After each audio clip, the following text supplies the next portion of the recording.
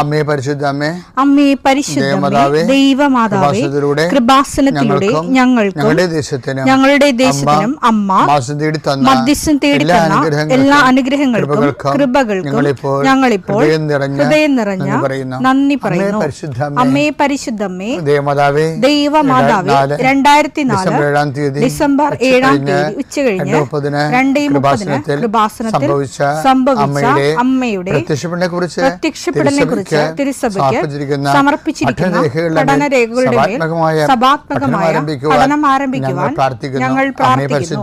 അമ്മേ പരിശുദ്ധമേ, ഭൂസ്വർലോകങ്ങളുടെ രാജ്ഞിയായ അങ്ങേയ്ക്ക് ഭൗമസംരക്ഷണത്തിനായി പ്രപഞ്ചപ്രകൃതിയെ തന്നെ തിരുസഭ പ്രതിഷ്ഠിക്കുവാൻ ഈ പ്രത്യക്ഷീകരണം വഴി ഇടയാക്കണമേ. പരിശുദ്ധമേ, ജപമാല മാതാവേ, സകല കൃപാസനം പ്രാർത്ഥനയോടും ചേർത്ത് ഞങ്ങളിപ്പോൾ പ്രാർത്ഥിക്കുന്ന ഈ കുടുംബത്തിന്റെ പ്രത്യേക നിയോഗം പറ മക്കളെ.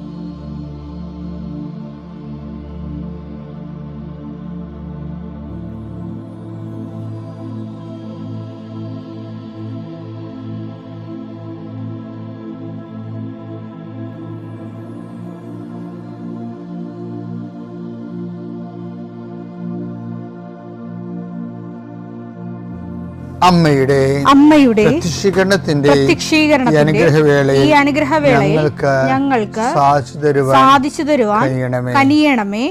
ആമേൻ. വിശ്വാസ പ്രമാണം. സർവശക്തനായ പിതാവും ആകാശത്തിന്റെയും ഭൂമിയുടെയും സൃഷ്ടാവുമായ ദൈവത്തിൽ ഞാൻ വിശ്വസിക്കുന്നു. അവിടുത്തെ ഏകപുത്രനും ഞങ്ങളുടെ കർത്താവുമായ ഈശോമിശിഹായിലും ഞാൻ വിശ്വസിക്കുന്നു. ഈ പുത്രൻ പരിശുദ്ധാത്മാവിനാൽ ഗർഭസ്ഥനായി കന്യകാമറിയത്തിൽ നിന്ന് പിറന്ന് പൊന്തിയോസ് പീലാത്തോസിന്റെ കാലത്ത് പീഡകൾ സഹിച്ച് കുരിശിൽ തറയ്ക്കപ്പെട്ട് മരിച്ച് അടക്കപ്പെട്ട് പാതാളങ്ങളിൽ ഇറങ്ങി മരിച്ചവരുടെ ഇടയിൽ നിന്ന് 3-ാം നാൾ ഉയർത്ത് സ്വർഗത്തിലേക്ക് എഴുന്നള്ളി സർവശക്തിയുള്ള പിതാവായ ദൈവത്തിന്റെ വലതുഭാഗത്തിരിക്കുന്നു.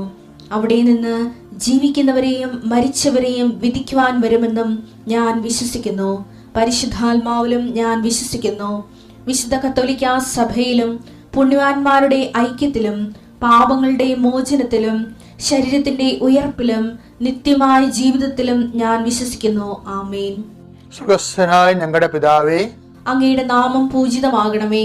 അങ്ങയുടെ രാജ്യം വരണമേ. അങ്ങയുടെ തിരുമനസ് സ്വർഗത്തിലെ പോലെ ഭൂമിയിലും ആകണമേ. അന്നു വേണ്ടുന്ന ആഹാരം ഇന്ന് ഞങ്ങൾക്ക് തരണമേ. ഞങ്ങളോട് തെറ്റ് ചെയ്യുന്നവരോട് ഞങ്ങൾ ക്ഷമിക്കുന്നത് പോലെ ഞങ്ങളുടെ തെറ്റുകൾ ഞങ്ങളോടും ക്ഷമിക്കണമേ.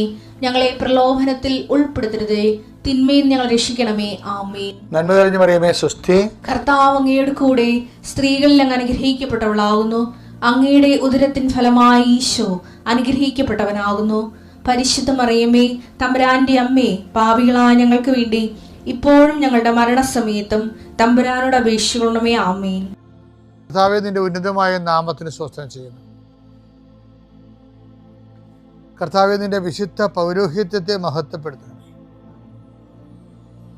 കർത്താവേ, സഭയിലുള്ള സാന്നിധ്യം പ്രകടമാക്കണമേ. 40 വർഷം ഞാൻ അർപ്പിച്ച കൃപാന്റെ യുഗതിയാൽ കൃപാസനത്താറെ ജീവനോടെ പ്രത്യക്ഷപ്പെട്ട മാതാവിന്റെ മധ്യസ്ഥത്താൽ ഞാൻ മക്കളെ ഈശോ നാമത്തെ ആശീർവദിക്കുന്നു. കർത്താവേ, ജോലിയില്ലാത്തവര്, വീടില്ലാത്തവര്, ജീവിതത്തിൽ കലഹങ്ങളും ഭിന്നതകൊണ്ട് പിരിഞ്ഞു താമസിക്കുന്ന ജീവിത പങ്കാളികളെ, കുഞ്ഞുങ്ങളുടെ തെറ്റായ അവസ്ഥകൾ കണ്ട് വിഷമിക്കുന്ന മാതാപിതാക്കന്മാരെ, ശാരീരികമായ രോഗങ്ങളെ അവസരപ്പെടുന്നതും രോഗം ആകുന്നതിന് സമയമെടുക്കുന്നില്ല എന്ന് ഓർത്ത് ഉത്കണ്ഠപ്പെടുന്നവരെയും സമർപ്പിച്ച് പ്രാർത്ഥിക്കുന്നു. ഇന്ന് യാത്ര ചെയ്യുന്നവരെ, ഇന്നത്തെ യാത്രയ്ക്ക് വേണ്ടി വിധവിധമായ ഒരുക്കിയിരിക്കുന്ന ലക്ഷ്യങ്ങൾ, കണ്ടുമുട്ടുന്ന വ്യക്തികൾ, സംസാരിക്കുന്ന സംഭാഷണങ്ങൾ, എഴുതുന്ന രേഖകൾ, ഒപ്പിടുന്ന ഡോക്യുമെൻറ്റുകൾ,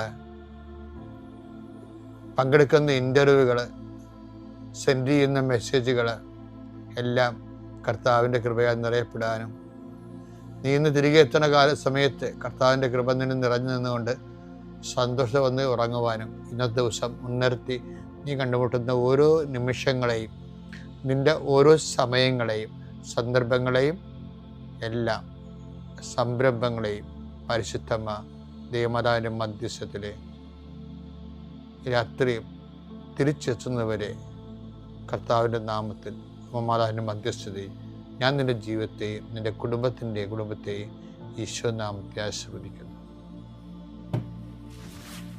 എൻ്റെ പ്രിയപ്പെട്ടവരെ, പിന്നെ നമ്മളെപ്പോഴും കണ്ടിട്ടുള്ളൊരു സംഭവമുണ്ട്. ഞാൻ ഇപ്പോൾ അത് വേറൊരു ആംഗിളിൽ നിങ്ങളോട് പറയുകയാണ്. അതായത് ഈ ദൈവ തിരുസന്നിധിയിൽ സമ്പന്നത എന്നുള്ളത് ഈശോ ഐഡൻറ്റിഫൈ ചെയ്ത് തന്ന ഒരു ആധ്യാത്മിക പ്രമേയമാണ്. ദൈവ തിരുസന്നിധി സമ്പന്നത എന്ന് വെച്ചാൽ ഒരാൾക്ക് ദൈവ തിരുസന്നിധിയിൽ സമ്പന്നനാകാൻ പറ്റുമെന്ന്. ലൂക്ക 12:21. ലൂക്ക 12:21. ഇതുപോലെയാണ് ദൈവസന്നിധിയിൽ സമ്പന്നനാകാതെ തനിക്ക് വേണ്ടി സമ്പത്ത് ശേഖരിച്ചു വെക്കുന്നവനും. അപ്പൊ ഇവിടെ ഒരു ഐഡന്റിഫൈ ചെയ്തിട്ടുണ്ട്. എന്താണ്? ഒരു കുർബാന ഇട്ടിട്ടുണ്ട് ഈശോ. എന്താ ഇട്ടിരിക്കണത്? ദൈവ തിരുസന്നിധിയിൽ ഒരു വ്യക്തിക്ക് സമ്പന്നനാകാൻ സാധ്യതയുണ്ട്, അല്ലേ? അപ്പോൾ അതൊരു ഈശോ ഐഡൻറ്റിഫൈ ചെയ്ത ഒരു അധ്യായ പ്രമേയമാണത്, ദൈവത്തിൻ്റെ സമ്പന്നത. ഇനി രണ്ട് തരത്തിലുള്ള ആൾക്കാരെ സമ്പത്ത് ശേഖരിക്കുന്നവർ രണ്ട് തരമായിട്ട് ഈശോ തിരിക്കും. എന്താണ്? ദൈവത്തിരുസന്നിധി സമ്പന്നത നേടുന്നവരും പിന്നെ തനിക്ക് വേണ്ടി സമ്പത്ത് ശേഖരിക്കുന്നവരും. ഇനി നമ്മുടെ ഒരു വിഷയം ദൈവതിരുസന്നിധി ഒരാൾക്ക് എങ്ങനെ സമ്പന്നനാകാൻ പറ്റും എന്നാണ്. അപ്പം നിക്ഷേപമുണ്ട്, നമ്മൾ തിരിച്ചൊന്നും വാങ്ങിക്കണില്ല, തിരിച്ച് വാങ്ങിക്കും. നമ്മൾ ഓരോരുത്തർ ദൈവത്തിന് വേണ്ടി ജോലി ചെയ്യുന്നുണ്ട്, പക്ഷെ അതിൻ്റെ ആനുകൂല്യങ്ങളൊന്നും കൈപ്പറ്റണില്ല. അതൊക്കെ ഇൻഷുറൻസ് പോലെ അങ്ങനെ കിടക്കുകയാണ്. അത് എങ്ങനെയാണ് ദൈവതിരുസന്നിധി സമ്പന്നനാകാൻ കഴിയണത്? ഇതൊരു ടെക്നിക്കാണ് ശരിക്കും പറഞ്ഞാൽ. ബൈബിൾ അറിയാമല്ല, ആധ്യാത്മികമായ ഒത്തിരിയേറെ നോട്ടുകളുള്ള വലിയൊരു ട്രഷറാണ് ബൈബിള്. ലൂക്ക 6:35. തിരിച്ചു കിട്ടും എന്ന് പ്രതീക്ഷിക്കാതെ മറ്റുള്ളവർക്ക് നന്മ ചെയ്യുകയും വായ്പ കൊടുക്കുകയും ചെയ്യുവിൻ. അപ്പോൾ നിങ്ങളുടെ പ്രതിഫലം വലുതായിരിക്കും. നിങ്ങൾ അത്യുന്നതന്റെ പുത്രന്മാരായിരിക്കുകയും ചെയ്യും. നിങ്ങൾ അത്യുന്നത പുത്രന്മാരെന്ന് വിളിക്കപ്പെടുകയും ചെയ്യും. എന്നുവെച്ചാൽ ഈ ദൈവത്തിന് സന്മനാകാൻ ഉള്ള ഒരു എളുപ്പ വഴിയെന്ന് പറയണത് തിരിച്ചു കിട്ടും എന്ന് പ്രതീക്ഷിക്കാതെ നന്മ ചെയ്യണതാണ്. നമ്മൾക്ക് രണ്ട് തരത്തിൽ സമ്പന്നരാകാൻ പറ്റും. ഒന്ന്, ഈ ദൈവ തിരുസന്നിധി തന്നെ നമുക്ക് ഇതുപോലെ തിരിച്ചു കിട്ടും എന്ന് പ്രതീക്ഷിക്കാതെ നമുക്ക് സമ്പന്നത നേടാൻ പറ്റും. അതിൻ്റെ ഓപ്ഷൻ എന്ന് പറയണത് കേൾക്കപ്പെടാത്ത പ്രാർത്ഥനയാണ്. മനസ്സിലായില്ലേ? നമ്മൾ കുറേ കാര്യങ്ങൾക്ക് വേണ്ടി 10 കാര്യങ്ങൾക്ക് വേണ്ടി ചോദിച്ചാൽ ദൈവം ചിലപ്പോൾ 3 കാര്യങ്ങളെ നമുക്ക് സാധിച്ചു തരത്തുള്ളൂ. ബാക്കി 7 നമുക്ക് ന്യായമായിട്ട് തരാൻ പറ്റും. കാര്യം മറ്റുള്ളവർക്ക്, നമ്മളെക്കാൾ കഴിവില്ലാത്തവർക്കും യോഗ്യതയില്ലാത്തവർക്കും ദൈവവുമായി ബന്ധമില്ലാത്തവർക്കും ദൈവം അത് കൊടുക്കുന്നുണ്ട്. അപ്പോൾ നമുക്ക് കിട്ടാനുള്ള യോഗ്യതയുണ്ട്. പക്ഷേ എന്തോ ദൈവം അത് റിസർവ് ചെയ്തിരിക്കുന്നു, തരണില്ല. അപ്പോൾ തിരിച്ചു കിട്ടും എന്ന് ദൈവത്തിൽ നിന്ന് നമുക്ക് തിരിച്ചു കിട്ടാതിരിക്കുമ്പോൾ എന്താണ് സംഭവിക്കുന്നത്? അതിൻ്റെ പ്രതിഫലം വലുതായിരിക്കും എന്നാണ്. ആ പ്രതിഫലം ഏതാണ്? നിത്യതയാണ്. ഓക്കെ അല്ലേ? ഇതുപോലെ തന്നെ ദൈവത്തിരുസന്നിധി സമ്പന്നനാകാൻ വേറെയും മാർഗമുണ്ട്. ഇപ്പോൾ കേൾക്കപ്പെടാത്ത പ്രാർത്ഥന ഒന്ന്. രണ്ടാമത്തെ എന്താണെന്ന് വെച്ച് കഴിഞ്ഞാൽ, ഈ ചില മനുഷ്യന്മാരെ നമ്മൾ ഇപ്പോൾ തന്നെ, ഞാൻ ഓരോ രോഗികളെയൊക്കെ ആശുപത്രി കാണാൻ പോകത്തില്ലേ, ഇപ്പോൾ ഒറ്റവരെയും സഹപ്രവർത്തകരെയും ഇതൊക്കെ എല്ലാവരും കാണാൻ പോകും. അല്ലാത്തവരെ എന്നെ പരിചയമുള്ള, അടുപ്പമുള്ള, ജീവിച്ചിരുന്ന കാലത്ത് എന്നോട് ഭയങ്കര സ്നേഹം ഉണ്ടായിരുന്ന മനുഷ്യരെയൊക്കെ അവർക്ക് ആശുപത്രിയിൽ പെട്ടുപോകുമ്പോൾ ചെല്ലും. ഞാൻ ചെന്നവരെ പ്രാർത്ഥിക്കുമ്പോൾ അവരെന്നെ കണ്ട ചിരിക്കത്ത് പോലും ഇല്ല. അപ്പോൾ എനിക്ക് ഭയങ്കര സങ്കടം വരും. കാര്യം എന്താ, അവർ കോമായിലാണ്. ഞാൻ അവർക്ക് വേണ്ടി പണ്ടവർ എൻ്റെ നിഴൽ കണ്ട കയ്യും കൂപ്പി സന്തോഷത്തോടെ എന്നെ സ്വീകരിച്ച ആൾക്കാർ ഇപ്പം നിർവികാരമായിട്ട് എൻ്റെ മുഖത്ത് നോക്കും. എന്താ കാര്യം? അവർക്ക് ബോധമില്ല. അവിടെ ബോധം പോയി. അവർ കോമായിലാണെങ്കിൽ പിന്നെ കണ്ണും തുറക്കത്തില്ല. ചിലർ കണ്ണ് തുറക്കും, പക്ഷെ നമ്മളെ മനസ്സിലാകത്തില്ല. അപ്പോഴും നമ്മൾ അവരൊക്കെ ഇപ്പം എന്തുമാത്രം ബൈസ്റ്റാൻഡേഴ്സ് ആണെന്നറിയാമോ? ഈ രോഗികളുടെ ഫസ്റ്റ് കോളും സെക്കൻഡ് കോളും ഒക്കെ എടുത്തുകൊണ്ട് അവരെ കുളിപ്പിക്കുകയൊക്കെ ചെയ്യണത്. ചിലരൊക്കെ ഇപ്പോൾ രായിക്കൊണ്ടാണ് ചെയ്യണത്. കാര്യം ഞാനേ ഉള്ളൂ, ഇവർക്ക് മക്കളുണ്ടല്ല, ഒന്നും തിരിഞ്ഞു നോക്കിയില്ല, എല്ലാം എൻ്റെ മുതുകത്താണെന്ന് പറഞ്ഞ് ഇങ്ങനെ ഇപ്പോൾ ആകിക്കൊണ്ടൊക്കെ ചെയ്യും. അത് ഇങ്ങനെ സാധാരണ ജഡിക മനുഷ്യരങ്ങനെ ചെയ്യും. പക്ഷേ ചിലർക്ക് നല്ല ബുദ്ധിയുള്ളവരുണ്ട്. അവരെന്താണ്, ഈ രോഗിയിൽ നിന്നൊരു രോഗിയെ ശുശ്രൂഷിക്കുമ്പോൾ അവരിന് ബോധമില്ലാതെ മരിച്ചു പോവുകയുള്ളൂ. നമുക്കറിയാതെ അവർ ഇനി സുഖപ്പെട്ട് വന്ന് നമുക്കൊരു നന്ദി പറയത്തൊന്നുമില്ല. അതുകൊണ്ടാണ് ഈശോ പറഞ്ഞത്, അങ്ങനെ ഉള്ളവരെ നിങ്ങൾ വിഷമിക്കരുത്, അത് ഞാനാണെന്ന് കരുതിയാൽ മതിയെന്ന്.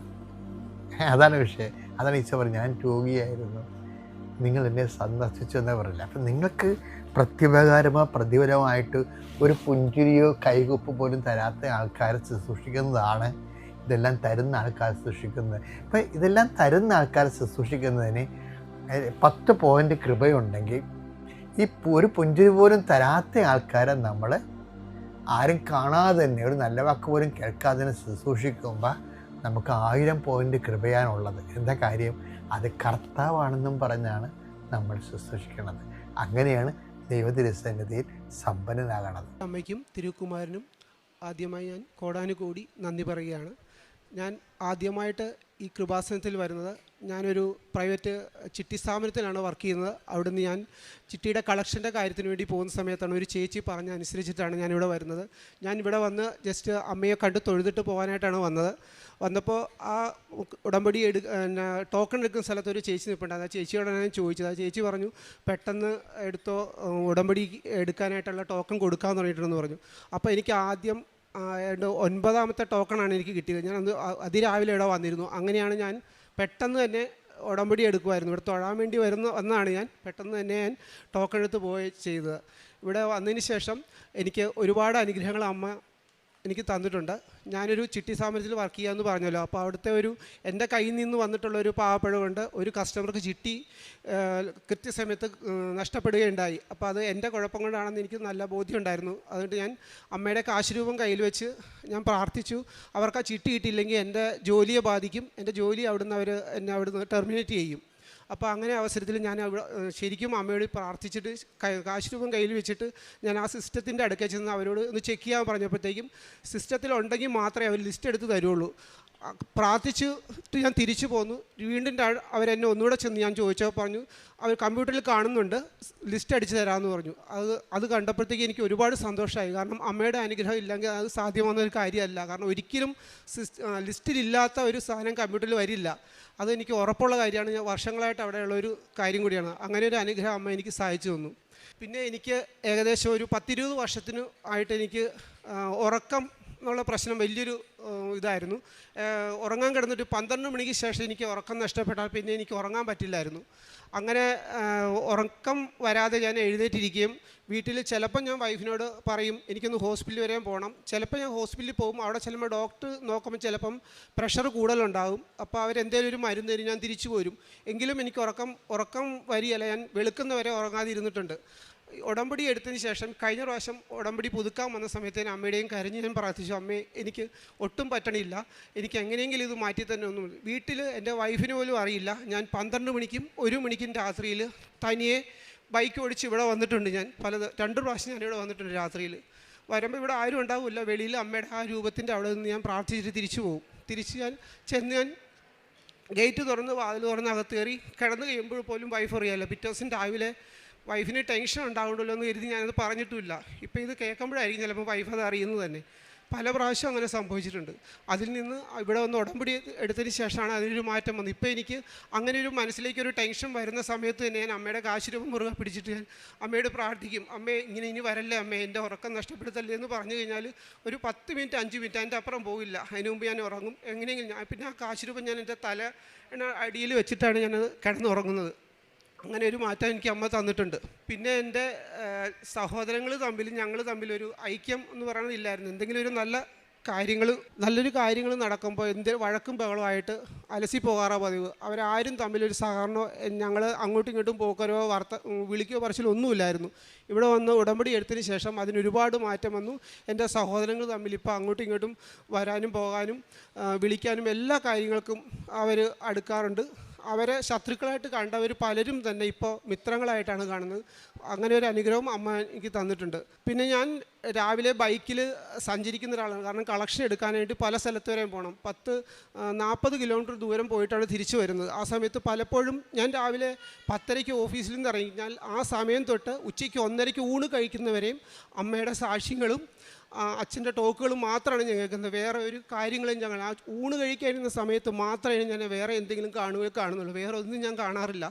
പിന്നെ ഈ ഇന്നലെ ഉണ്ടായ സംഭവം എന്താണെന്ന് വെച്ചാൽ ഞങ്ങൾ രണ്ടുപേരും ജോലി കഴിഞ്ഞ് വൈകിട്ട് 7:30 ആകുമ്പോഴാണ് വീട്ടിൽ വരുന്നത്. മക്കൾ 2 പെൺകുട്ടികളാണ്. ഇളയാൾ 5ാം ക്ലാസ്സിലാണ് പഠിക്കുന്നത്. പുള്ളിക്കാരി തനിയെ പാചകം ചെയ്യുന്നൊരു പരിപാടിയുണ്ട്. അപ്പോൾ ഇന്നലെ ഗ്യാസ് ഓൺ ആക്കിയിട്ട് എന്തോ പാചകം ചെയ്തിട്ട് 6 മണിക്കാണ് ചെയ്തതെന്ന് പറയുന്നുണ്ട്. അതിനുശേഷം ഞങ്ങൾ വരുന്ന സമയം വരെ ഗ്യാസ് സ്ലിമ്മിലാണ് ഇരിക്കുന്നത്. റൂമിലേക്ക് കയറിയപ്പോൾ സ്മെല്ലൊന്നും ഉണ്ടായിരുന്നില്ല. അടുക്കളയിലേക്ക് ചെന്നപ്പോൾ സ്മെല്ലുണ്ട്. പക്ഷേ മീനെടുത്ത് ഫ്രിഡ്ജിൽ നിന്ന് എടുത്ത് വെളിയിൽ വെച്ചതിൻ്റെ മണാന്ന് കരുതി ഞാനും വൈഫും അതൊന്നും നോക്കാതെ ഞങ്ങൾ തിരി കത്തിച്ച് പ്രാർത്ഥിച്ചു. സായന പ്രാർത്ഥന ഞങ്ങൾ കഴിഞ്ഞു. അത് കഴിഞ്ഞ് ഞാൻ അടുക്കളയിലേക്ക് ചെന്ന് കയറുമ്പോഴാണ് ഗ്യാസ് ഓണായിരിക്കുന്നത് അറിയുന്നത്. അതിനു മുമ്പ് ജസ്റ്റ് ആ നോക്കുന്നതിന് തൊട്ട് മുമ്പായിട്ട് ഞാൻ വാതിലൊന്ന് തുറന്നായിരുന്നു. ആ സമയത്തായിരിക്കും ചിലപ്പം എന്തോ ഇത് ഓഫായി പോയിരിക്കുകയാണ്, ഗ്യാസ് പോയിക്കൊണ്ടിരിക്കുക. മുറിക്കകത്ത് വന്നില്ലെങ്കിൽ അടുക്കളയിൽ ഫുള്ളായിട്ട് ഗ്യാസിൻ്റെ സ്മെല്ലുണ്ടായിരുന്നു. അത് ഉറപ്പാണ്. തീർച്ചയായിട്ടും അമ്മ ആ സമയത്ത് വന്ന് എൻ്റെയും എൻ്റെ മക്കളെയും സംരക്ഷിച്ച് തന്നെയാണെന്ന് എനിക്ക് പറയാൻ പറ്റുള്ളൂ. പിന്നെ പ്രേക്ഷിത പ്രദർശനം എന്ന് പറയുന്നത് ഞാൻ ചെയ്തിരുന്നത് ഇവിടുന്ന് പത്രം കിട്ടുമ്പോൾ അത് ബസ് സ്റ്റാൻഡിലും അറിയുന്നവർക്കൊക്കെ കൊടുക്കാറുണ്ട്. പിന്നെ അച്ഛൻ്റെ ഡെയിലി ടോക്ക് ഒരു ദിവസം പോലും മുടക്കാറില്ല. അത് എല്ലാ ദിവസവും 5:30 കഴിയുമ്പോഴത്തേക്ക് ആ സമയത്തിൽ ഞാൻ കാണാറുണ്ട്. അത് എൻ്റെ സുഹൃത്തുക്കൾക്കും എനിക്ക് പരിചയമുള്ളവർക്കും ഒരുപാട് പേർക്ക് ഞാൻ ഷെയർ ചെയ്ത് കൊടുക്കാറുണ്ട്. പിന്നെ കാരുണ്യ പ്രവർത്തനം എന്ന് പറയുന്നത് വൈക്കത്ത് ഒരു മൂത്തേടത്ത് കാവിലൊരു അമ്മമാർ മാത്രം നടത്തുന്ന ഒരു വൃദ്ധസദനമുണ്ട്. അവിടെ പ്രായമായ അമ്മമാർ മാത്രമേ ഉള്ളൂ. ആദ്യമായിട്ട് ഞാനിവിടെ വന്നതിന് ശേഷം ഞാനും വൈഫും കൂടെ ഞങ്ങൾക്ക് 2 പേരെയും കിട്ടുന്ന ശമ്പളത്തിൽ നിന്നൊരു വീതം എടുത്ത് കുറച്ച് സാധനങ്ങൾ മേടിച്ചിട്ട് കൊടുത്തു. അവിടുത്തെ ഒരു മദർ നല്ല ഒരു അമ്മയാണ്. ആ അമ്മ വിളിക്കും, പറയും എന്തൊക്കെയാണ് വേണ്ടതെന്ന് ചോദിച്ചു കഴിഞ്ഞാൽ നിങ്ങൾക്ക് പറ്റുന്ന പോലെ എന്തെങ്കിലും കൊണ്ട് തന്നാൽ മതി എന്നേ പറയാറുള്ളൂ. എങ്കിലും ഇപ്പോൾ 2-3 മാസമായിട്ട് എൻ്റെ സുഹൃത്തുക്കളും ഞാൻ പോകുന്ന പല സ്ഥലത്തുനിന്ന് പലരോടും പറഞ്ഞ് അവരും കൂടെ ഞങ്ങൾ ഒരുപാട് സാധനങ്ങൾ ഒരുമിച്ച് ഞങ്ങൾ ഇവിടെ കൊടുക്കാറുണ്ട്. അപ്പോൾ ഈ കഴിഞ്ഞ പ്രാവശ്യം നിന്നപ്പോൾ അവിടെ 2-3 അമ്മമാർക്ക് കാല് പൊട്ടി ഹോസ്പിറ്റലിൽ കൊണ്ടുപോകേണ്ട അവസ്ഥകളൊക്കെ ഉണ്ടായെന്ന് പറഞ്ഞു. അപ്പോൾ സാമ്പത്തികമായിട്ട് ഒരുപാട് സഹായങ്ങൾ അവിടെ കിട്ടാറില്ലെന്നു. അതുകൊണ്ട് ഈ പ്രാവശ്യം ഞങ്ങൾ എല്ലാവരും കൂടെ കൂടിയിട്ട് കുറച്ച് ചെറിയൊരു തുക ഞങ്ങളെ കൊണ്ട് പറ്റുന്ന പോലെ അവിടെ കൊടുക്കാനാണ് തീരുമാനിച്ചിരിക്കുന്നത്. ഇത്രയും കാര്യങ്ങളാണ് ഞാൻ ചെയ്തിട്ടുള്ളത്. പിന്നെ വേറൊരു കാര്യം, വലിയൊരു അത്ഭുതം എന്ന് പറഞ്ഞാൽ ഞാനിവിടെ ഉടമ്പടി എടുത്ത് പോയതിന് ശേഷം ഞാൻ ഈ കൃപാസനത്തിൽ ചില റീലുകൾ കാണുമായിരുന്നു. അപ്പോൾ ഒരു റീല് കണ്ടപ്പോൾ അതിൽ ജപമാല വേണമെങ്കിൽ ഈ നമ്പറിൽ വാട്സാപ്പ് ചെയ്യാമെന്ന് കണ്ടു. ഞാൻ ആ നമ്പറിൽ വാട്സാപ്പ് ചെയ്തപ്പോൾ ആദ്യം 2 ദിവസത്തേക്ക് റിപ്ലൈ ഒന്നും ഉണ്ടായില്ല. 3ാമത്തെ ദിവസം എനിക്കിങ്ങോട്ട് റിപ്ലൈ തരും. ഒരു സിസ്റ്ററാണെന്നാണ് പറഞ്ഞത്. എനിക്ക് ആരെന്ന് ഏതൊന്നും മുഖമൊന്നും കണ്ടില്ല. അതിലൊരു ഫോട്ടോ എന്ന് വെച്ചാൽ ജപമാല ഇങ്ങനെ വളച്ച് വെച്ചിരിക്കുന്ന ഒരു ഫോട്ടോ മാത്രമേ എൻ്റെ അകത്തുള്ളൂ. അപ്പോൾ എന്നോട് ഇങ്ങോട്ട് പറയുകയാണ് ജപമാല ചൊല്ലാൻ അറിയാവോ? ഞാൻ പറഞ്ഞു എനിക്കറിയാൻ പാടില്ല എന്ന് ഞാൻ വോയിസ് മെസ്സായിട്ടെ. അപ്പോൾ എനിക്കറിയാൻ പാടില്ല. അപ്പോൾ ഇങ്ങോട്ട് ടൈപ്പ് ചെയ്തു ജപമാല ഞാൻ അയച്ചു തരാം, എത്ര ചെല്ലേണ്ട രീതികളും ഞാൻ പറഞ്ഞു തരാമെന്ന്. 2 ദിവസം പിന്നെയും 2 ദിവസം കഴിഞ്ഞിട്ടാണ് എന്നോട് മെസ്സേജ് അയക്കുന്നത്. ഏകദേശം ഒരു 7-8 ദിവസം കഴിഞ്ഞപ്പോൾ എൻ്റെ അഡ്രസ്സിലേക്ക് 2 ജപമാലയും 1 ജപമാല ചെല്ലേണ്ട പുസ്തകവും വന്നു. അതിനുശേഷം ആ അഡ്രസ്സിലേക്ക് ആ നമ്പറിലേക്ക് ഒരു മെസ്സേജോ ഇങ്ങോട്ടോ അങ്ങോട്ടോ ചെയ്യാൻ പറ്റിയിട്ടില്ല. അത് ഏതാണെന്ന് പോലും മനസ്സിലായിട്ടില്ല ഇന്ന് വരെ. അത് അമ്മ തന്ന ഒരു അനുഗ്രഹമായിട്ട് തന്നെ ഞാൻ കരുതുകയാണ്. അത് സത്യമായ കാര്യമാണത്. കാരണം ഇപ്പോഴും ഇന്ന് വരെ ഞാനത് മുടക്കിയിട്ടില്ല ജപമാല. വൈകിട്ട് കിടക്കുന്നതിന് മുമ്പ് അത് ചൊല്ലിയിട്ടേ ഞാൻ കിടക്കാറുള്ളൂ. പിന്നെ കഴിഞ്ഞ പ്രാവശ്യം വന്നപ്പോൾ ഞാൻ ഇവിടെ നിന്ന് ബൈബിൾ ആദ്യമായിട്ട് ഞാൻ ബൈബിൾ വാങ്ങിച്ചിട്ട് പോയി. അതും എനിക്ക് സമയം കിട്ടുന്ന പോലെ സമയത്ത് ഞാൻ ചൊല്ലാറുണ്ട്. ഇത്രയും എല്ലാം ചെയ്തു തന്ന എൻ്റെ അമ്മയ്ക്കും തിരുക്കുമാരനും കോടാനുകോടി നന്ദി ഞാൻ അറിയിക്കുകയാണ്. അവിടുന്ന് എൻ്റെ സഹായമാണ്. അങ്ങയുടെ ചിറകിൻ കീഴിൽ ഞാൻ ആനന്ദിക്കും. എൻ്റെ ആത്മാവ് അങ്ങയോട് ഒട്ടിച്ചേർന്നിരിക്കുന്നു.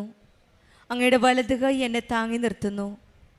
സങ്കീർത്തനം 63:7-8 വചനമാണ്. ദൈവത്തിൻ്റെ സ്നേഹവും സംരക്ഷണവും നമ്മുടെ കൂടെ എപ്പോഴുമുണ്ട്. സുരക്ഷയുടെ ഉറപ്പിൽ നിന്ന് ഉയരുന്നതാണ് സന്തോഷം.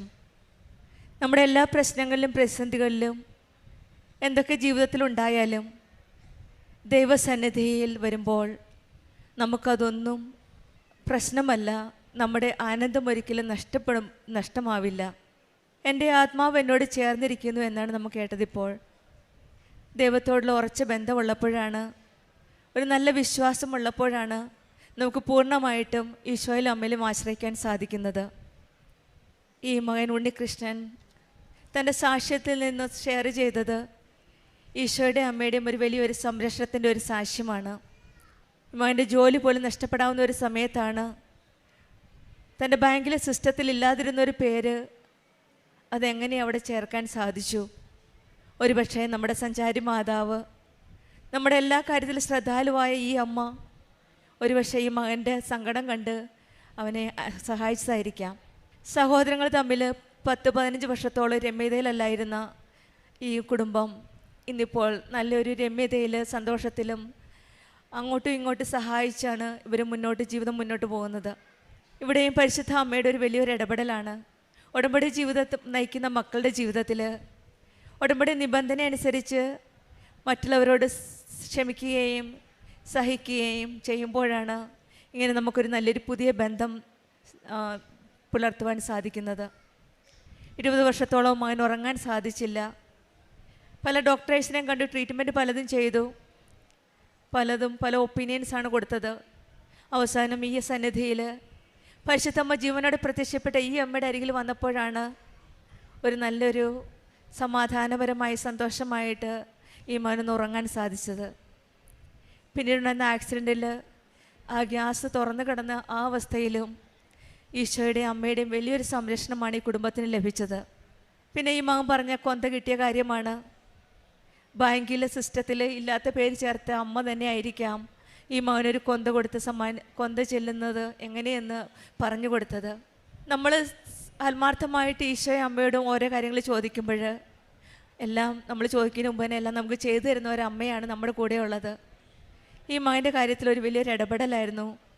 കൊന്ത അയച്ചു കൊടുക്കുകയും കൊന്ത ചെല്ലുന്നത് എങ്ങനെയാണെന്നൊക്കെ പറഞ്ഞു കൊടുക്കുകയും ചെയ്തത് ഏതോ ഒരു സഹോദരി, ആരാന്നറിയില്ല. അതിന് മുൻപോ അതിന് പിൻപോ ഒരു കണക്ഷനും ഇല്ല. കൊന്തയ്ക്ക് വേണ്ടി മാത്രമുള്ളൊരു കണക്ഷൻ. ഇതോ സഞ്ചാരി മാതാവാണോ? ഇങ്ങനെയാണ് നമ്മുടെ ജീവിതത്തിലെ ഓരോ കാര്യത്തിലും അമ്മ ഇടപെടുന്നത്. നമുക്ക് എന്താവശ്യമുണ്ടെങ്കിലും ഉടമ്പടി മക്കളുടെ ആഗ്രഹം അറിഞ്ഞ് നോക്കിയും കണ്ടും ചെയ്യുന്ന ഒരമ്മയാണ്. ഞാൻ പറഞ്ഞതുപോലെ, നമ്മൾ കേട്ടതുപോലെ, കാനായിൽ അവരുടെ വീട്ടിലെ ആഗ്രഹങ്ങളനുസരിച്ച് കുടുംബനാഥന് ഒരു അപമാനം ഉണ്ടാകുന്ന ഒരു സാഹചര്യത്തിലാണ് അമ്മ ചെന്ന് ഈശോയോട് പറഞ്ഞത്. അതുപോലെയാണ് നമ്മുടെ ഓരോ കാര്യങ്ങളും. നമ്മുടെ ഉടമ്പടി മക്കൾ വന്ന് കരയുമ്പോൾ നമ്മുടെ ഓരോ കാര്യങ്ങളും ഈശോയോട് പറഞ്ഞു കൊടുക്കുന്നത്. നമുക്കും സ്നേഹവും ദൈവസഹായവും അമ്മയുടെ സംരക്ഷണവും ഓർത്ത് ഈശോയോടും അമ്മയോടും ചേർന്ന് നിന്ന് കരം പിടിച്ച് അവരുടെ കൂടെ നമ്മുടെ ഉടമ്പടി ജീവിതം മുന്നോട്ട് നയിക്കാം. പേര് സ്റ്റെഫി. ഞാൻ വൈക്കത്തു നിന്നാണ് വരുന്നത്. 2024 നവംബറിലാണ് ഞാൻ ആദ്യമായി ഉടമ്പടി എടുക്കുന്നത്. ഞാൻ ഉടമ്പടി എടുക്കാനുണ്ടായ കാര്യം എന്ന് പറഞ്ഞാൽ, ഞാൻ എൻ്റെ 12th കഴിഞ്ഞപ്പോൾ ജർമ്മൻ പഠിക്കാൻ വേണ്ടിയിട്ട് പോയായിരുന്നു. അപ്പോൾ എനിക്ക് എൻ്റെ ബ്രദർ ജർമ്മനിയിലാണ്. അപ്പോൾ ചേട്ടനാണ് എന്നോട് പറഞ്ഞത് ജർമ്മനിക്ക് പോവാം, അവിടെ ആകുമ്പോൾ നമുക്ക് നല്ല എഡ്യൂക്കേഷൻ ആയിരിക്കും, ഫ്രീ എഡ്യൂക്കേഷൻ ആയിരിക്കും. അപ്പോൾ ചേട്ടൻ തന്നെ എനിക്കൊരു ഇൻസ്റ്റിറ്റ്യൂഷനും സജസ്റ്റ് ചെയ്ത് തന്നായിരുന്നു. അപ്പോൾ ഞാൻ A1 കയറിയ ടൈമിൽ എനിക്ക് മൊത്തത്തിലൊരു സഫക്കേഷനായിരുന്നു. ഒട്ടും എനിക്ക് പറ്റുന്നില്ലായിരുന്നു. ആ സ്ഥലവും പരിചയമില്ലാത്ത ആൾക്കാർ, ഇത്രയും നാൾ ഇംഗ്ലീഷ് പഠിച്ചിട്ട് പെട്ടെന്ന് ജർമ്മനിലോട്ട് വരുമ്പോൾ പ്രൊനൗൺസിയേഷനൊക്കെ ആണെങ്കിൽ ഫുൾ ഡിഫറെൻ്റ് ആയിരുന്നു.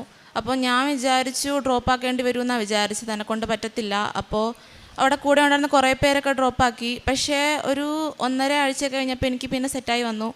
അങ്ങനെ എനിക്ക് നല്ല രീതിക്ക് തന്നെ എൻ്റെ A1 പാസ്സായി, A2 പാസ്സായി, B1ഉം B2 പാസ്സായി.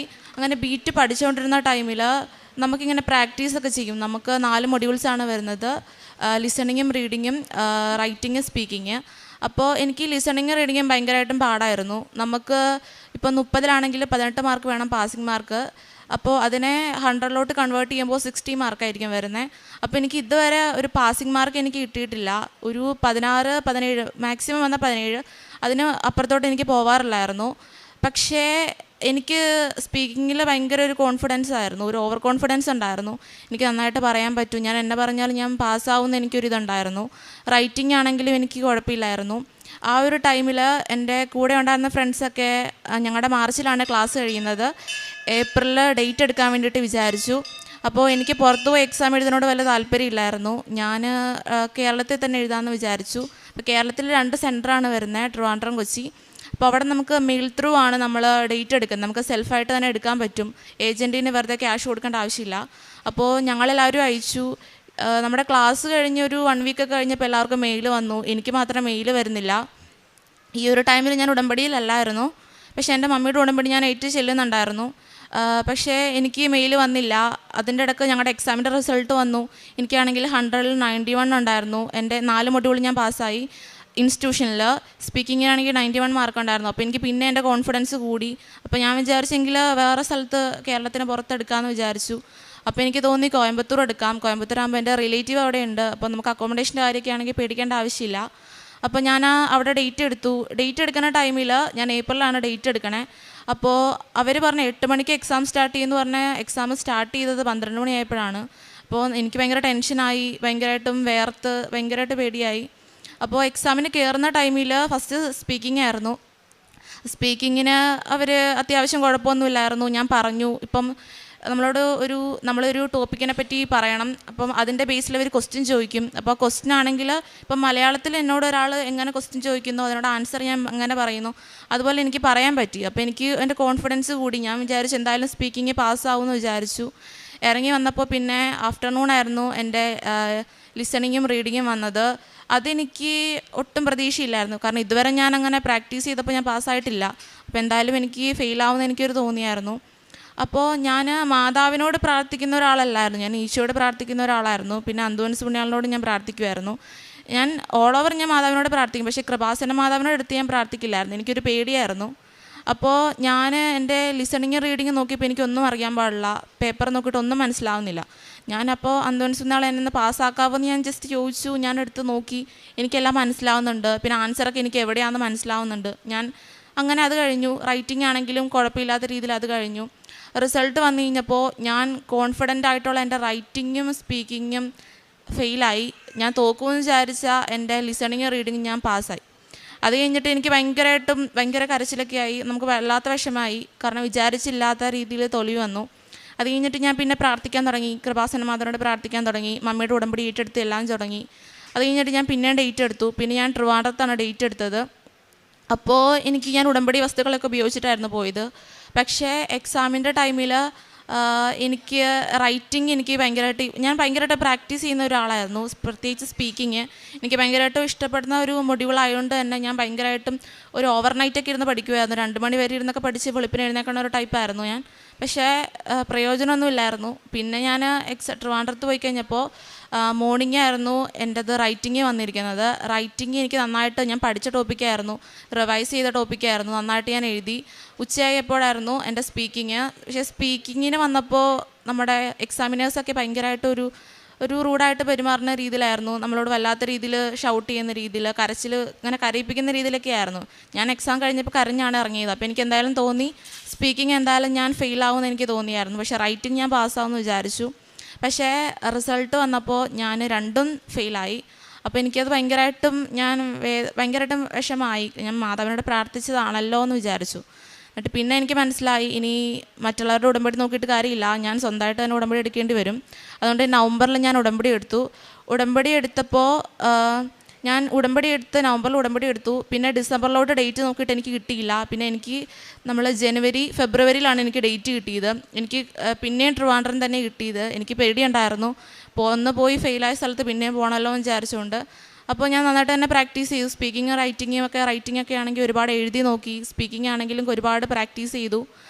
അപ്പോൾ രാവിലെ ആയിരുന്നു റൈറ്റിങ് വന്നിരുന്നത്. റൈറ്റിങ്ങിൻ്റെ ടൈമിൽ ഞാൻ എൻ്റെ ഉടമ്പടി ഉപ്പും ഉടമ്പടി തൈലം നെറ്റിയിൽ കുരിശടയാളം വരട്ടിയും അതുപോലെ തന്നെ തേൻ കഴിച്ചിട്ടുണ്ടായിരുന്നു. ഉടമ്പടി കാശുരൂപ എൻ്റെ ഡ്രസ്സിൽ പിൻ ചെയ്തിട്ടിട്ടുണ്ടായിരുന്നു.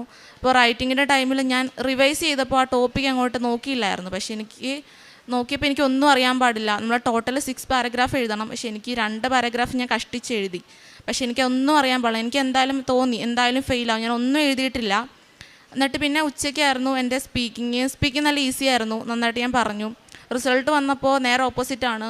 ഫെയിലാവുമെന്ന് വിചാരിച്ച എൻ്റെ റൈറ്റിംഗ് ഞാൻ 71 മാർക്കിൽ ഞാൻ പാസ്സായി. 60 മാർക്കാണ് പാസ് മാർക്ക്. അതെനിക്ക് ഉറപ്പാണ്. Not by merit but by grace ആണ്. ഞാൻ ഒന്നും എഴുതിയിട്ടില്ല എൻ്റെ പേപ്പറിൽ. എനിക്കിപ്പോഴും അറിയാം ഞാൻ കോൺഫിഡൻ്റ് ആയിട്ടുള്ള എൻ്റെ സ്പീക്കിംഗ് ഞാൻ തോക്കുകയും ചെയ്തു. പിന്നെ ഞാൻ ഒരിക്കൽ കൂടി ഡേറ്റ് എടുത്തു. അപ്പോൾ ആ ഒരു ടൈമിൽ അച്ഛനെ കണ്ടായിരുന്നു. പക്ഷേ അച്ഛനെ കണ്ടിട്ട് മാത്രം കാര്യമില്ല, ഞാൻ എൻ്റെ ഉടമ്പടിയും കൂടെ കറക്റ്റായിട്ട് ചെയ്യണമായിരുന്നു. ഞാനന്ന് ശരിക്കും ഉഴപ്പി, എൻ്റെ ഉടമ്പടി ഞാൻ നല്ല വൃത്തിക്ക് ഉഴപ്പിയായിരുന്നു. എന്നിട്ട് എനിക്ക് റിസൾട്ട് വന്നപ്പോൾ എൻ്റെ സ്പീക്കിംഗ് ഞാൻ ഫെയിലായി. അപ്പം പിന്നെ ഞാൻ മടുത്തു. എക്സാം എഴുതി ഒരുപാട് ക്യാഷും ആയി. പിന്നെ ശരിക്കും മടുത്ത്, കുറേ നാളായി പോണില്ലേ എന്ന് ആൾക്കാർ ചോദിക്കുന്നു. ശരിക്കും നമ്മൾ വല്ലാത്തൊരു മടുപ്പായി.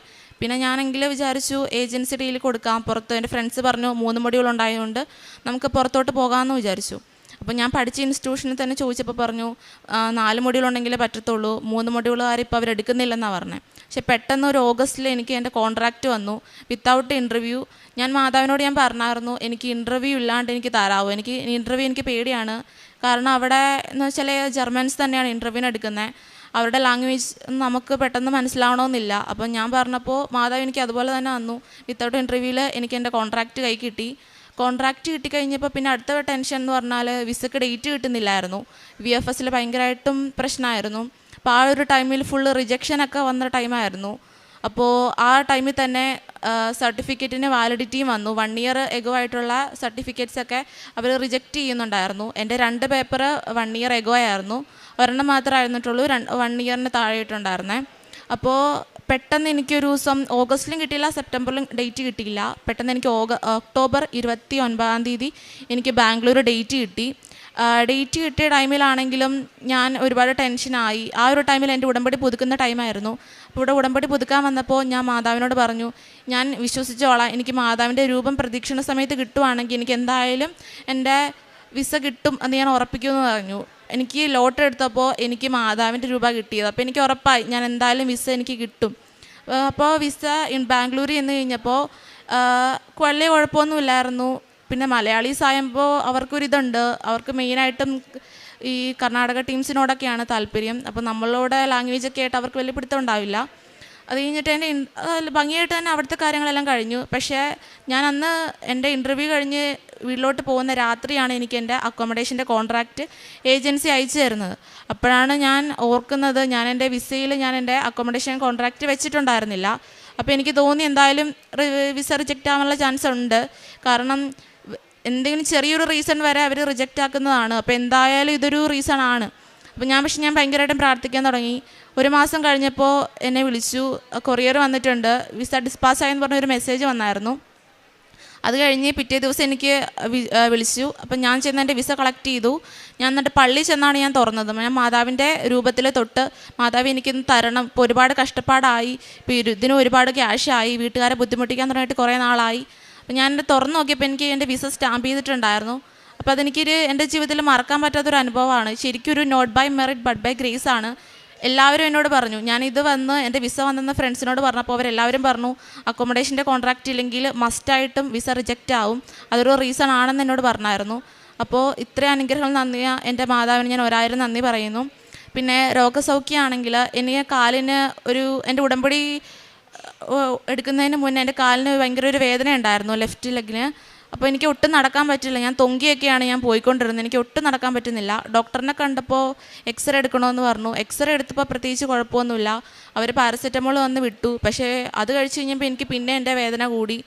പിന്നെ വേറൊരു ഡോക്ടറിനെ കണ്ടപ്പോൾ ആൾ പറഞ്ഞു അസ്ഥിക്ക് ബലമില്ലാഞ്ഞിട്ടാണ് വേദന വരുന്നത്. അപ്പോൾ ലൈഫ് ലോങ് ഒരു ടാബ്ലറ്റ് വന്നിട്ട് പറഞ്ഞു ഇത് കഴിക്കണമെന്ന് പറഞ്ഞു. പിന്നെ പെയിൻ കില്ലറും തന്നായിരുന്നു. പക്ഷേ ഞാൻ ആ ഒരു ടാബ്ലറ്റ് ഞാൻ കഴിച്ചില്ല. വേദന വരുമ്പോൾ ആ പെയിൻ കില്ലർ എടുത്ത് കഴിക്കുമായിരുന്നു. പക്ഷേ എനിക്ക് ഭയങ്കരമായിട്ട് വേദനയായിരുന്നു. പക്ഷേ പെട്ടെന്ന് ഒരു ദിവസം എൻ്റെ ഉടമ്പടിയൊക്കെ എടുത്തു. ഒരു മാസം കഴിഞ്ഞപ്പോൾ പിന്നെ എനിക്ക് ആ വേദന വന്നിട്ടില്ല. ഇതുവരെ എനിക്ക് ഈ നിമിഷം വരെ ആ വേദന വന്നിട്ടില്ല. ഞാൻ പിന്നീട് ആ ഒരു ടാബ്ലറ്റ് വാങ്ങിച്ചിട്ടുമില്ല. പിന്നെ എനിക്ക് ഈ വൊമിറ്റിങ്ങിൻ്റെ ഒരു ഇതുണ്ടായിരുന്നു. നമ്മൾ യാത്ര ചെയ്യുമ്പോൾ എൻ്റെ ഓർമ്മ വെച്ച കാലം തൊട്ട് ഞാൻ ബസ്സിലൊക്കെ പോവുകയാണെങ്കിലും കാറിൽ പോവുകയാണെങ്കിലും ഞാൻ വൊമിറ്റ് ചെയ്യുമായിരുന്നു. പക്ഷേ ഒരു ദിവസം ഞാൻ എൻ്റെ ഉടമ്പടി ഇവിടെ പത്രം വാങ്ങാൻ വേണ്ടിയിട്ട് വന്ന ടൈമിൽ, ഞാൻ എല്ലാ പ്രാവശ്യവും ഇവിടെ വരുമ്പോൾ ടാബ്ലറ്റ് കഴിച്ചിട്ടാണ് വരുന്നത്. അപ്പോൾ ഒരു ദിവസം ഞാൻ എൻ്റെ പേഴ്സിൽ നോക്കിയപ്പോൾ എൻ്റെ ടാബ്ലറ്റ് കാണാനില്ല. ഞാൻ ഫുള്ള് നോക്കി, ബാഗിൽ നോക്കി, കാണാനില്ല. പിന്നെ ഞാൻ കഴിക്കാണ്ട് തന്നെ ഇങ്ങോട്ട് വന്നു. പക്ഷെ അന്നെന്തോ ഞാൻ വൊമിറ്റ് ചെയ്തില്ല. വീട്ടിൽ വന്ന് തിരിച്ച് ഞാൻ എൻ്റെ ബാഗിൽ ആ പേഴ്സ് നോക്കിയപ്പോൾ ആ ടാബ്ലറ്റ് അവിടെ തന്നെ ഇരിപ്പുണ്ട്. അപ്പോൾ എനിക്ക് മനസ്സിലായി മാതാവ് എടുത്ത് മാറ്റിയതാണ്. ഇന്ന് വരെ ഞാൻ പിന്നെ ബാംഗ്ലൂർ വരെ പോയിട്ട് ഞാൻ ഇതുവരെ വൊമിറ്റ് ചെയ്തില്ല. അപ്പോൾ ഇതെൻ്റെ ജീവിതത്തിൽ നൽകിയൊരു വലിയൊരു അത്ഭുതം തന്നെയാണ്. പിന്നെ പ്രേക്ഷിത പ്രവർത്തനം എന്ന് പറഞ്ഞാൽ ഞാൻ പറ്റാവുന്ന മാസത്തിലൊക്കെ വന്ന് പത്രങ്ങൾ വാങ്ങിച്ചുകൊണ്ട് പോകുമായിരുന്നു. പിന്നെ ഫസ്റ്റൊക്കെ ഞാൻ പള്ളിയിൽ തന്നെ ആയിരിക്കും കൊടുക്കൊണ്ടിരുന്നത്. പിന്നെ അച്ഛൻ പറഞ്ഞു നമ്മൾ പൊതു സ്ഥലത്ത് കൊണ്ട് കൊടുക്കണം. അതുകൊണ്ട് ഞാൻ ഇവിടുന്ന് ചേർത്തല ഫുള്ള് ഞാൻ കൊടുക്കുമായിരുന്നു. പിന്നെ ഓരോ വീട്ടിലും കയറി കൊടുക്കാൻ തുടങ്ങി. അങ്ങനെ ഇരുന്നപ്പോൾ എനിക്കൊരു അനുഭവം വന്നതെന്ന് വെച്ചാൽ, ഞാൻ ചേർത്തല ഓട്ടോ സ്റ്റാൻഡിൽ കൊണ്ട് കൊടുക്കുന്ന ടൈമിൽ ഒരു ചേട്ടൻ എന്നോട് പറഞ്ഞത്, എന്തിനാണിത്, ലാസ്റ്റ് അവർ കണ്ണാടി തുടയ്ക്കാൻ വേണ്ടിയിട്ടായിരിക്കും ഇത് യൂസ് ചെയ്യുന്നതെന്ന് പറഞ്ഞു. പിന്നെ അന്നത്തോടെ ഞാനത് ഓട്ടോക്കാർക്ക് കൊടുക്കുന്നത് ഞാൻ നിർത്തി. ഞാൻ കാണുമ്പോൾ അവിടെ അവർ ഓട്ടോ തുടയ്ക്കുന്നുണ്ട്, ആ പേപ്പർ കൊണ്ട് ഞാൻ തുടയ്ക്കുന്നത് ഞാൻ കണ്ടിട്ടുണ്ട്. അതുകൊണ്ട് ഞാൻ അന്ന് തൊട്ടേ ഓട്ടോക്കാർക്ക് കൊടുക്കുന്നത് നിർത്തി. പിന്നെ എൻ്റെ കാരുണ്യപ്രവർത്തികൾ എന്ന് പറഞ്ഞിട്ടുണ്ടെങ്കിൽ, ഞങ്ങളുടെ അടുത്തൊരു ഓൾഡ് ഏജ് ഹോം ഉണ്ട്. അവിടെ അമ്മച്ചിമാരെ പോയി കാണുമായിരുന്നു. എന്നെക്കൊണ്ട് പറ്റാവുന്ന സാമ്പത്തിക സഹായം ചെയ്യുമായിരുന്നു. പിന്നെ വഴിയോരങ്ങളിൽ എന്നോട് ക്യാഷ് ചോദിക്കുന്നവർക്ക് എന്നെക്കൊണ്ട് പറ്റാവുന്ന ഞാൻ കൊടുക്കാറുണ്ട്. പിന്നെ ആത്മീയ ജീവിതത്തിലാണെങ്കിൽ ഞാൻ 2 ആഴ്ച കൂടുമ്പോൾ കുമ്പസാരിക്കാറുണ്ട്. പണ്ടൊന്നും ഞാൻ ഇതുവരെ കൊന്ത ചെല്ലിയിട്ടില്ല. ഞാൻ ഉടമ്പടി എടുത്ത ശേഷമാണ് ഞാൻ കൊന്തയെല്ലാം തുടങ്ങിയത്. കൊന്ത ചെല്ലുമ്പോഴും എൻ്റെ ഒരു പേഴ്സണൽ കാര്യത്തിന് വേണ്ടിയിട്ട് ഞാൻ ചെല്ലാറില്ല. എല്ലാം ഞാൻ മറ്റുള്ളവർക്ക് വേണ്ടിയിട്ടാണ് ചെല്ലുന്നത്. പ്രത്യേകിച്ചും 5ാമത്തെ രഹസ്യം ഞാൻ കൃപാസനത്തിൽ ഉടമ്പടി എടുത്ത് എല്ലാവർക്കും വേണ്ടിയിട്ടാണ് ചെല്ലുന്നത്. ഇത്രയൊക്കെ ചെയ്തെന്ന അനുഗ്രഹങ്ങൾ ചെയ്ത എൻ്റെ മാതാവിന് ഈശോയ്ക്കും 1000 നന്ദി പറഞ്ഞുകൊണ്ട് നിർത്തുന്നു. വിശുദ്ധ പൗലോസ്ലീഹ തിമോത്തിയോസിന് എഴുതിയ 2-ാം ലേഖനം 1-ാം അധ്യായം 12-ാം തിരുവചനം.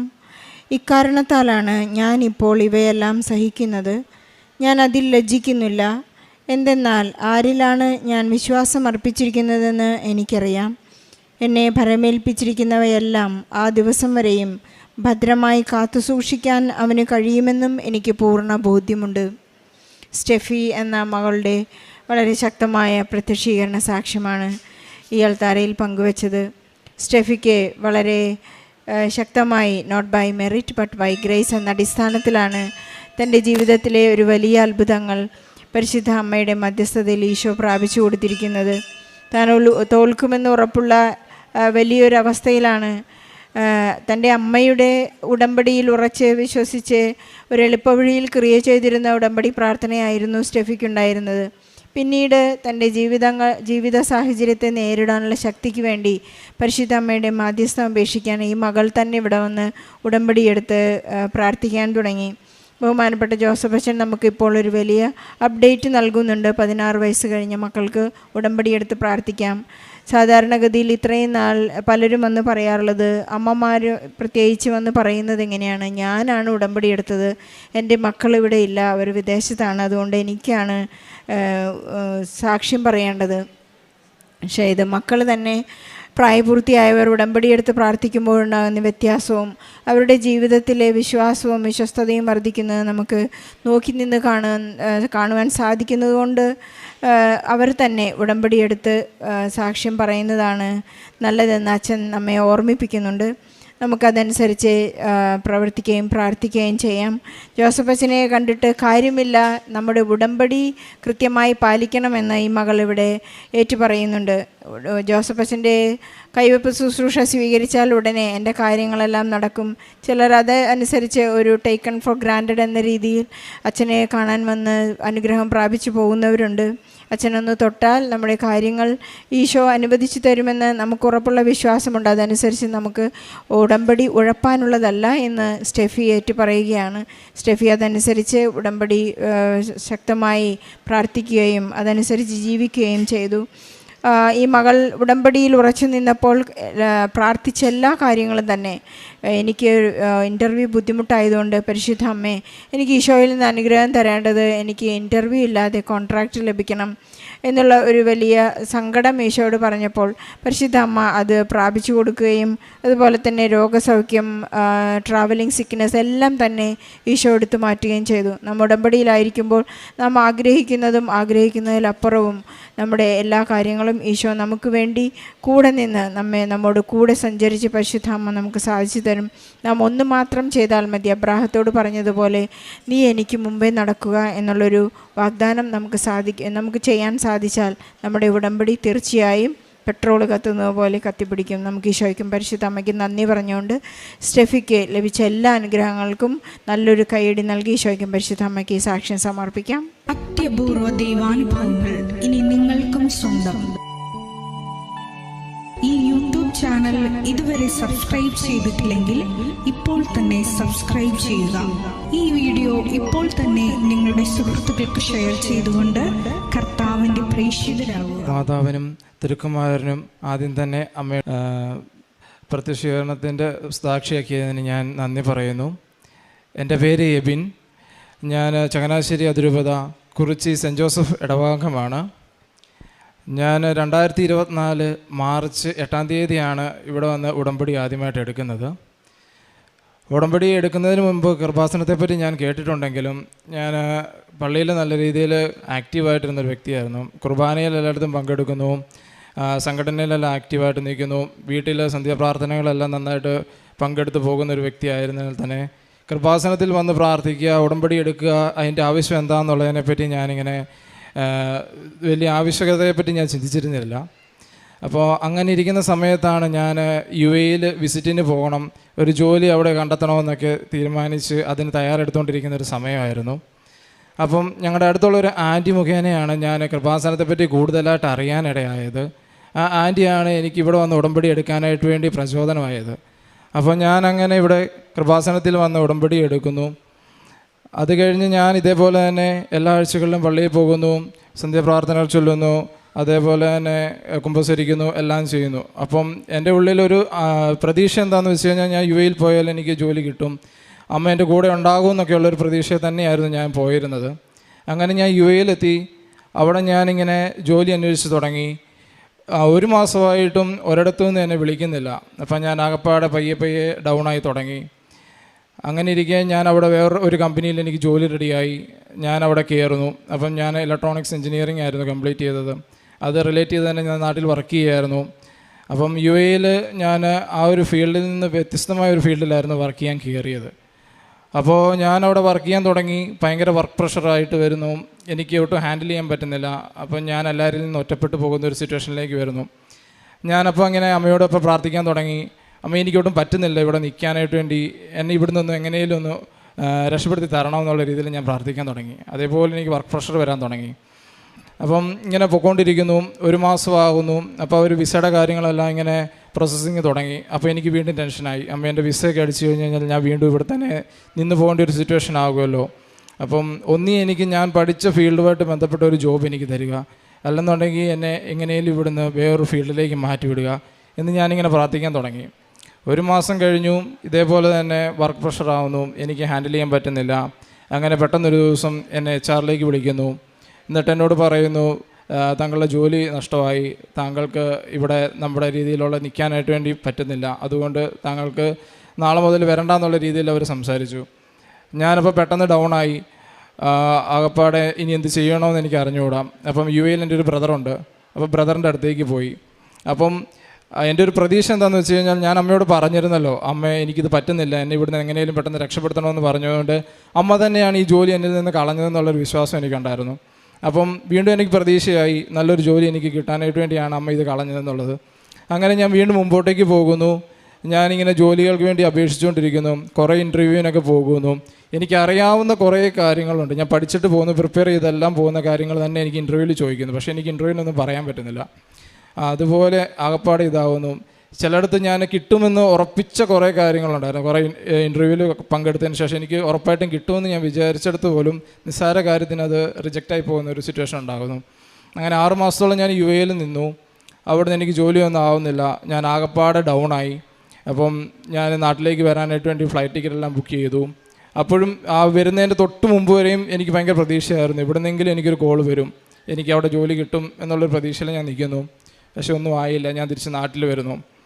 അപ്പോൾ ഞാൻ എറണാകുളത്ത് നെടുമ്പാശ്ശേരിയിൽ വന്ന് ഇറങ്ങുന്നൊരു സമയത്ത് ഞാൻ ആകപ്പാട് ഡൗൺ ആയിട്ടാണ് വരുന്നത്. കാരണം എന്ന് വെച്ച് കഴിഞ്ഞാൽ ഞാൻ വന്ന ഫ്ലൈറ്റിലായാലും അല്ലാതെ ആൾക്കാരായാലും ജോലി സ്ഥലങ്ങളിൽ നിന്ന് വളരെ ഹാപ്പി ആയിട്ട് വരുമ്പോഴത്തേക്കിന് ഞാൻ ഒന്നുമല്ലാതെ ഒരു വട്ടപൂജയായിട്ട് വന്ന് നിൽക്കുന്ന ഒരു സിറ്റുവേഷൻ. അപ്പോൾ ഞാൻ അവിടെ നിന്നുകൊണ്ട് തന്നെ പ്രാർത്ഥിച്ചു, എന്തിനാണ് എന്നെ ഇങ്ങനെ ഇതേപോലെ ഡൗൺ ആക്കാൻ വേണ്ടിയിട്ട് എന്നെ UAE കൊണ്ടുപോയത് എന്നുള്ള രീതിയിൽ ഞാൻ ഭയങ്കര വിഷമത്തോടു കൂടി പറഞ്ഞു. അങ്ങനെ ഞാൻ വീട്ടിൽ വന്നു എനിക്ക് ഭയങ്കരമായിട്ട് വിഷമമാകുന്നു. ഞാൻ റൂമിന് പുറത്തേക്ക് ഇറങ്ങാതെ റൂമിലേക്ക് മാത്രമായിട്ട് അങ്ങ് മാറി തുടങ്ങി. അത് പിന്നെ എനിക്ക് വിഷമം കൂടി ഭയങ്കരമായിട്ട് വാശിയായി. ഞാനപ്പോൾ പറഞ്ഞു, ഇനി ഞാൻ കൃപാസനത്തിൽ പോകത്തില്ല, ഞാൻ ഇനി കൊന്ത ചൊല്ലത്തില്ല, ഒരു പ്രാർത്ഥനയും ചൊല്ലത്തില്ല, ഇനിയും ഞാൻ ഒരു രീതിയിലും പള്ളിയായിട്ട് എടുക്കത്തില്ല, എന്തിനാണ് എന്നെ ഇങ്ങനെ ഇതാക്കിയെന്ന് പറഞ്ഞുകൊണ്ട് ഞാൻ എല്ലാത്തിൽ നിന്ന് ഒഴിയാൻ തുടങ്ങി. അപ്പം സന്ധ്യാപ്രാർത്ഥന തുടങ്ങി, അച്ചാച്ചനും അമ്മയും വിളിക്കാൻ തുടങ്ങി. ഞാൻ ആ സമയത്ത് സന്ധ്യാപ്രാർത്ഥന ഇല്ലെന്നിടത്ത് എഴുന്നേറ്റ് പോയി. അങ്ങനെ ആയി കഴിഞ്ഞപ്പോഴത്തേക്കിന് അവർക്ക് ഭയങ്കരമായിട്ട് വിഷമമായി. അങ്ങനെ ഒരു 3-4 ദിവസം കടന്നുപോയി. ഒരു ദിവസം രാത്രിയിൽ ഞാൻ എന്നെ സ്വപ്നം കാണുകയാണ്. ഞാൻ ഒരു അൾത്താരയുടെ മുമ്പിൽ മുട്ടുകുത്തി നിൽക്കുകയാണ്. അപ്പം എൻ്റെ 2 കൈകളും ഞാൻ തുറന്ന് പിടിച്ചിരിക്കുന്നു. അൾത്താരയിൽ ഒരു കുരിശ് ഞാൻ ഇരിക്കുന്ന കാണുന്നുണ്ട്. ആ കുരിശ് എൻ്റെ കൈകളിലേക്ക് വെച്ച് തരുന്നതായിട്ടാണ് ഞാൻ സ്വപ്നം കാണുന്നത്. ഞാൻ നല്ല ഉറക്കത്തിലായിരുന്നെങ്കിലും എൻ്റെ കണ്ണുകളെല്ലാം നിറഞ്ഞൊഴുകി ഞാൻ പെട്ടെന്ന് ഞെട്ടി ഉണർന്നു. അപ്പം പെട്ടെന്ന് തന്നെ എൻ്റെ മനസ്സ് പറഞ്ഞു, നാളെ നീ കൃപാസനത്തിൽ പോകണം, കൃപാസനത്തിൽ പോയി ഉടമ്പടി എടുക്കണം എന്നുള്ള രീതിയിൽ എൻ്റെ മനസ്സ് തന്നെ പറയാൻ തുടങ്ങി. അന്ന് രാവിലെ തന്നെ ഞാൻ എഴുന്നേറ്റു, കൃപാസനത്തിൽ വന്നു, എൻ്റെ ഉടമ്പടി ഞാൻ പുതുക്കി. അത് കഴിഞ്ഞിട്ട് ഞാൻ വീണ്ടും തിരിച്ചു പോയി. അത് കഴിഞ്ഞ് ഇവിടുന്ന് അന്നത്തെ ധ്യാനം എല്ലാം കൂടിയിട്ടാണ് ഞാൻ തിരിച്ചു പോകുന്നത്. അപ്പം അതുവരെ ഇനി എന്തെന്നുള്ളത് എനിക്ക് അറിയാൻ മേലാതിരുന്ന ഞാൻ ഇവിടുന്ന് പോകുമ്പോഴത്തേക്കിന് ഭയങ്കര സമാധാനത്തോടു കൂടിയാണ് ഞാൻ പോകുന്നത്. ജോലി എന്താണെന്ന് വെച്ചാൽ എനിക്ക് അറിഞ്ഞുകൂടാ, പക്ഷേ എനിക്ക് മനസ്സിന് ഭയങ്കര സന്തോഷമായിട്ടാണ് ഞാൻ തിരിച്ചു പോകുന്നത്. പിന്നെ എല്ലാ ആഴ്ചകളിലും ഞാൻ ഇവിടെ വരാൻ തുടങ്ങി. എല്ലാ ചൊവ്വാഴ്ചകളിലും വന്ന് കുർബാനയിൽ പങ്കെടുക്കും, ധ്യാനം കൂടും, എന്നിട്ട് ഞാൻ തിരിച്ചു പോകും. അപ്പം അതുകൂടാതെ തന്നെ ഞാൻ അങ്ങനെ ഇരിക്കുമ്പോഴത്തേക്കിന് നമ്മുടെ അടുത്തുള്ള ഹോസ്പിറ്റലുകളിലൊക്കെ പോകാൻ തുടങ്ങി. ചങ്ങനാശ്ശേരിയിലുള്ള ഗവൺമെൻറ് ഹോസ്പിറ്റലിൽ രോഗികളെ കാണാനായിട്ട് വേണ്ടി പോകാൻ തുടങ്ങി. അപ്പോൾ അന്ന് വരെ എനിക്ക് അങ്ങനെ പോകാൻ മടിയായിരുന്നു. പത്രം കിട്ടിയാലും ഞാൻ അങ്ങനെ കൊടുക്കത്തില്ലായിരുന്നു. പത്രം ഞാൻ നമ്മുടെ വീടിൻ്റെ അടുത്തുള്ള കുറച്ച് വീടുകളിൽ മാത്രം കൊടുക്കും. അത് കഴിഞ്ഞിട്ട് ബാക്കി അച്ചാച്ചനായിരുന്നു എല്ലാവർക്കും കൊടുത്തുകൊണ്ടിരുന്നത്. അപ്പോൾ എനിക്കങ്ങനെ പുറത്തേക്ക് പോകാൻ ഭയങ്കര മടിയായിരുന്നു. ഞാൻ പുറത്തേക്ക് പോയി ഹോസ്പിറ്റലുകളിൽ പോകാൻ തുടങ്ങി, രോഗികളെ കാണാൻ തുടങ്ങി. എന്നെക്കൊണ്ട് പറ്റുന്ന രീതിയിൽ അവർക്ക് ചെറിയ സഹായങ്ങൾ ചെയ്യാൻ തുടങ്ങി. അവർക്ക് ഫുഡ് വാങ്ങിച്ചു കൊടുത്തു. അങ്ങനെ ഇരിക്കുമ്പോൾ നാട്ടിൽ കുറച്ചെടുത്ത് ഇൻ്റർവ്യൂവിനൊക്കെ വിളിക്കാൻ തുടങ്ങി. അപ്പോൾ ഞാൻ അങ്ങനെ പോകുന്ന വഴിക്ക് എൻ്റെ ബാഗിൽ ഇവിടുത്തെ പത്രം എടുത്തുകൊണ്ട് ഞാൻ പോകുന്ന വഴിക്ക് ഞാൻ അവിടെ എല്ലാവർക്കും ഇങ്ങനെ കൊടുക്കാൻ തുടങ്ങി. അങ്ങനെ ഇരിക്കുമ്പോഴത്തേക്കിനാണ് ഒരു ദിവസം എനിക്ക് അച്ഛനെ കാണാനായിട്ട് വേണ്ടിയുള്ള ഒരു അവസരം കിട്ടുന്നത്. ഞാനങ്ങനെ ഇവിടെ വരുന്നു. അന്ന് അച്ഛനെ കാണാനായിട്ട് വേണ്ടി ഞാൻ ഈ പള്ളിയുടെ മുമ്പിൽ ഇവിടെ നിൽക്കുന്ന സമയത്ത് എന്നെ നിന്നങ്ങ് വിറയ്ക്കാൻ തുടങ്ങി. കാരണം ഞാൻ നോക്കുമ്പോഴത്തേക്കിന് ഞാൻ അന്ന് സ്വപ്നത്തിൽ കണ്ട കാര്യം എന്താണോ അതെൻ്റെ മുമ്പിൽ റിയലൈസ് ആയിട്ട് ഞാൻ നടന്നുകൊണ്ടിരിക്കുകയാണ്. ഞാനിവിടെ വരുന്നു, അൾത്താരയുടെ മുമ്പിൽ മുട്ടുകുത്തി നിൽക്കുന്നു, 2 കൈ ഞാൻ തുറന്ന് പിടിച്ചിരിക്കുന്നു. എൻ്റെ കൈ നിന്നായിട്ട് നിന്ന് വിറയ്ക്കാൻ തുടങ്ങി. കാരണം അൾത്താരയിൽ ഞാൻ അന്ന് കണ്ട ആ കുരിശ് എൻ്റെ മുമ്പിൽ ഇപ്പം നേരിട്ട് നിൽക്കുകയാണ്. ആ കുരിശ് അച്ഛൻ എൻ്റെ കൈ കൊണ്ട് വെച്ച് തരുന്ന കഴിയുമ്പോഴത്തേക്കിന് എൻ്റെ അറിയാതെ തന്നെ ഞാൻ എൻ്റെ 2 കണ്ണുകളും നിറഞ്ഞൊഴുകി ഞാനിങ്ങനെ ഭയങ്കരമായിട്ട് വിറച്ചിങ്ങനെ നിൽക്കുന്ന ഒരു സിറ്റുവേഷനിലായിരുന്നു. അന്ന് അച്ഛൻ എന്നെ തലയ്ക്ക് വെച്ച് പ്രാർത്ഥിച്ചു, കാശുരൂപം തന്നു. ഞാനങ്ങനെ തിരിച്ചു പോയി. അത് കഴിഞ്ഞ് ഞാൻ ഇതേപോലെ തന്നെ കൊന്ത ചൊല്ലി പ്രാർത്ഥിക്കാൻ തുടങ്ങി. 2 ദിവസം കഴിഞ്ഞില്ല, UAE നിന്ന് എന്നെ വീണ്ടും കോൾ ചെയ്തു. എനിക്ക് അവിടെ ഒരു നല്ലൊരു കമ്പനിയിൽ നല്ലൊരു ജോലി, നല്ലൊരു പൊസിഷനിലേക്ക് കിട്ടിയിട്ടുണ്ട്. അമ്മ എന്ന അനുഗ്രഹത്തിനും അമ്മയുടെ തിരുക്കുമാരനും 1000 നന്ദി ഞാൻ അർപ്പിച്ചോളും. പ്രേക്ഷിത പ്രവർത്തനമായിട്ട് ഞാൻ ചെയ്തത്, ഞാൻ അടുത്തുള്ള ഹോസ്പിറ്റലുകളിൽ രോഗികളെ കാണാൻ വിസിറ്റ് ചെയ്യാൻ പോവുകയും അവർക്ക് എന്നാൽ കഴിയാവുന്ന രീതിയിലുള്ള സഹായങ്ങൾ ചെയ്യുകയും അവർക്ക് ആഹാരങ്ങൾ വാങ്ങിച്ചു കൊടുക്കുകയും ഒക്കെയായിരുന്നു ഞാൻ ചെയ്തുകൊണ്ടിരുന്നത്. കൂട്ടത്തിൽ പ്രേക്ഷിത പ്രവർത്തനമായി പത്രങ്ങൾ ഞാൻ എല്ലായിടത്തും നടന്ന് കൊടുക്കാൻ തുടങ്ങി. ആത്മീയ ജീവിതം ഞാൻ കുർബാനയിൽ പങ്കുകൊള്ളുന്നു, കുമ്പസരിക്കുന്നുണ്ട്. എന്നും ഞാൻ കൊന്തചൊല്ലി പ്രാർത്ഥിക്കാറുണ്ട്. ഞാനിപ്പോൾ UAE വർക്കിന് പോകുന്നതിന് മുമ്പ് പ്രാർത്ഥിച്ച് തൈലം കൊണ്ട് നെറ്റിയിൽ കുരിശ് വരച്ചതിന് ശേഷം മാത്രമേ ഞാൻ പോകാറുള്ളൂ. അതേപോലെ എന്നെക്കൊണ്ട് പറ്റുന്ന എൻ്റെ ആയിട്ടുള്ള സമയങ്ങളെല്ലാം ഞാനിപ്പോഴും പ്രാർത്ഥന ചൊല്ലാറുണ്ട്. അല്ലെങ്കിൽ മാതാവിൻ്റെ ഏതെങ്കിലും പാട്ടൊക്കെകൾ ഞാൻ സ്വയമേ പാടി അങ്ങനെയാണ് ഞാൻ ഇപ്പോഴും എൻ്റെ സമയങ്ങൾ നീക്കാറ്. ഇനിയും ഞാൻ ഉടമ്പടി തന്നെ ആയിരിക്കാനാണ് ഞാൻ ആഗ്രഹിക്കുന്നത്.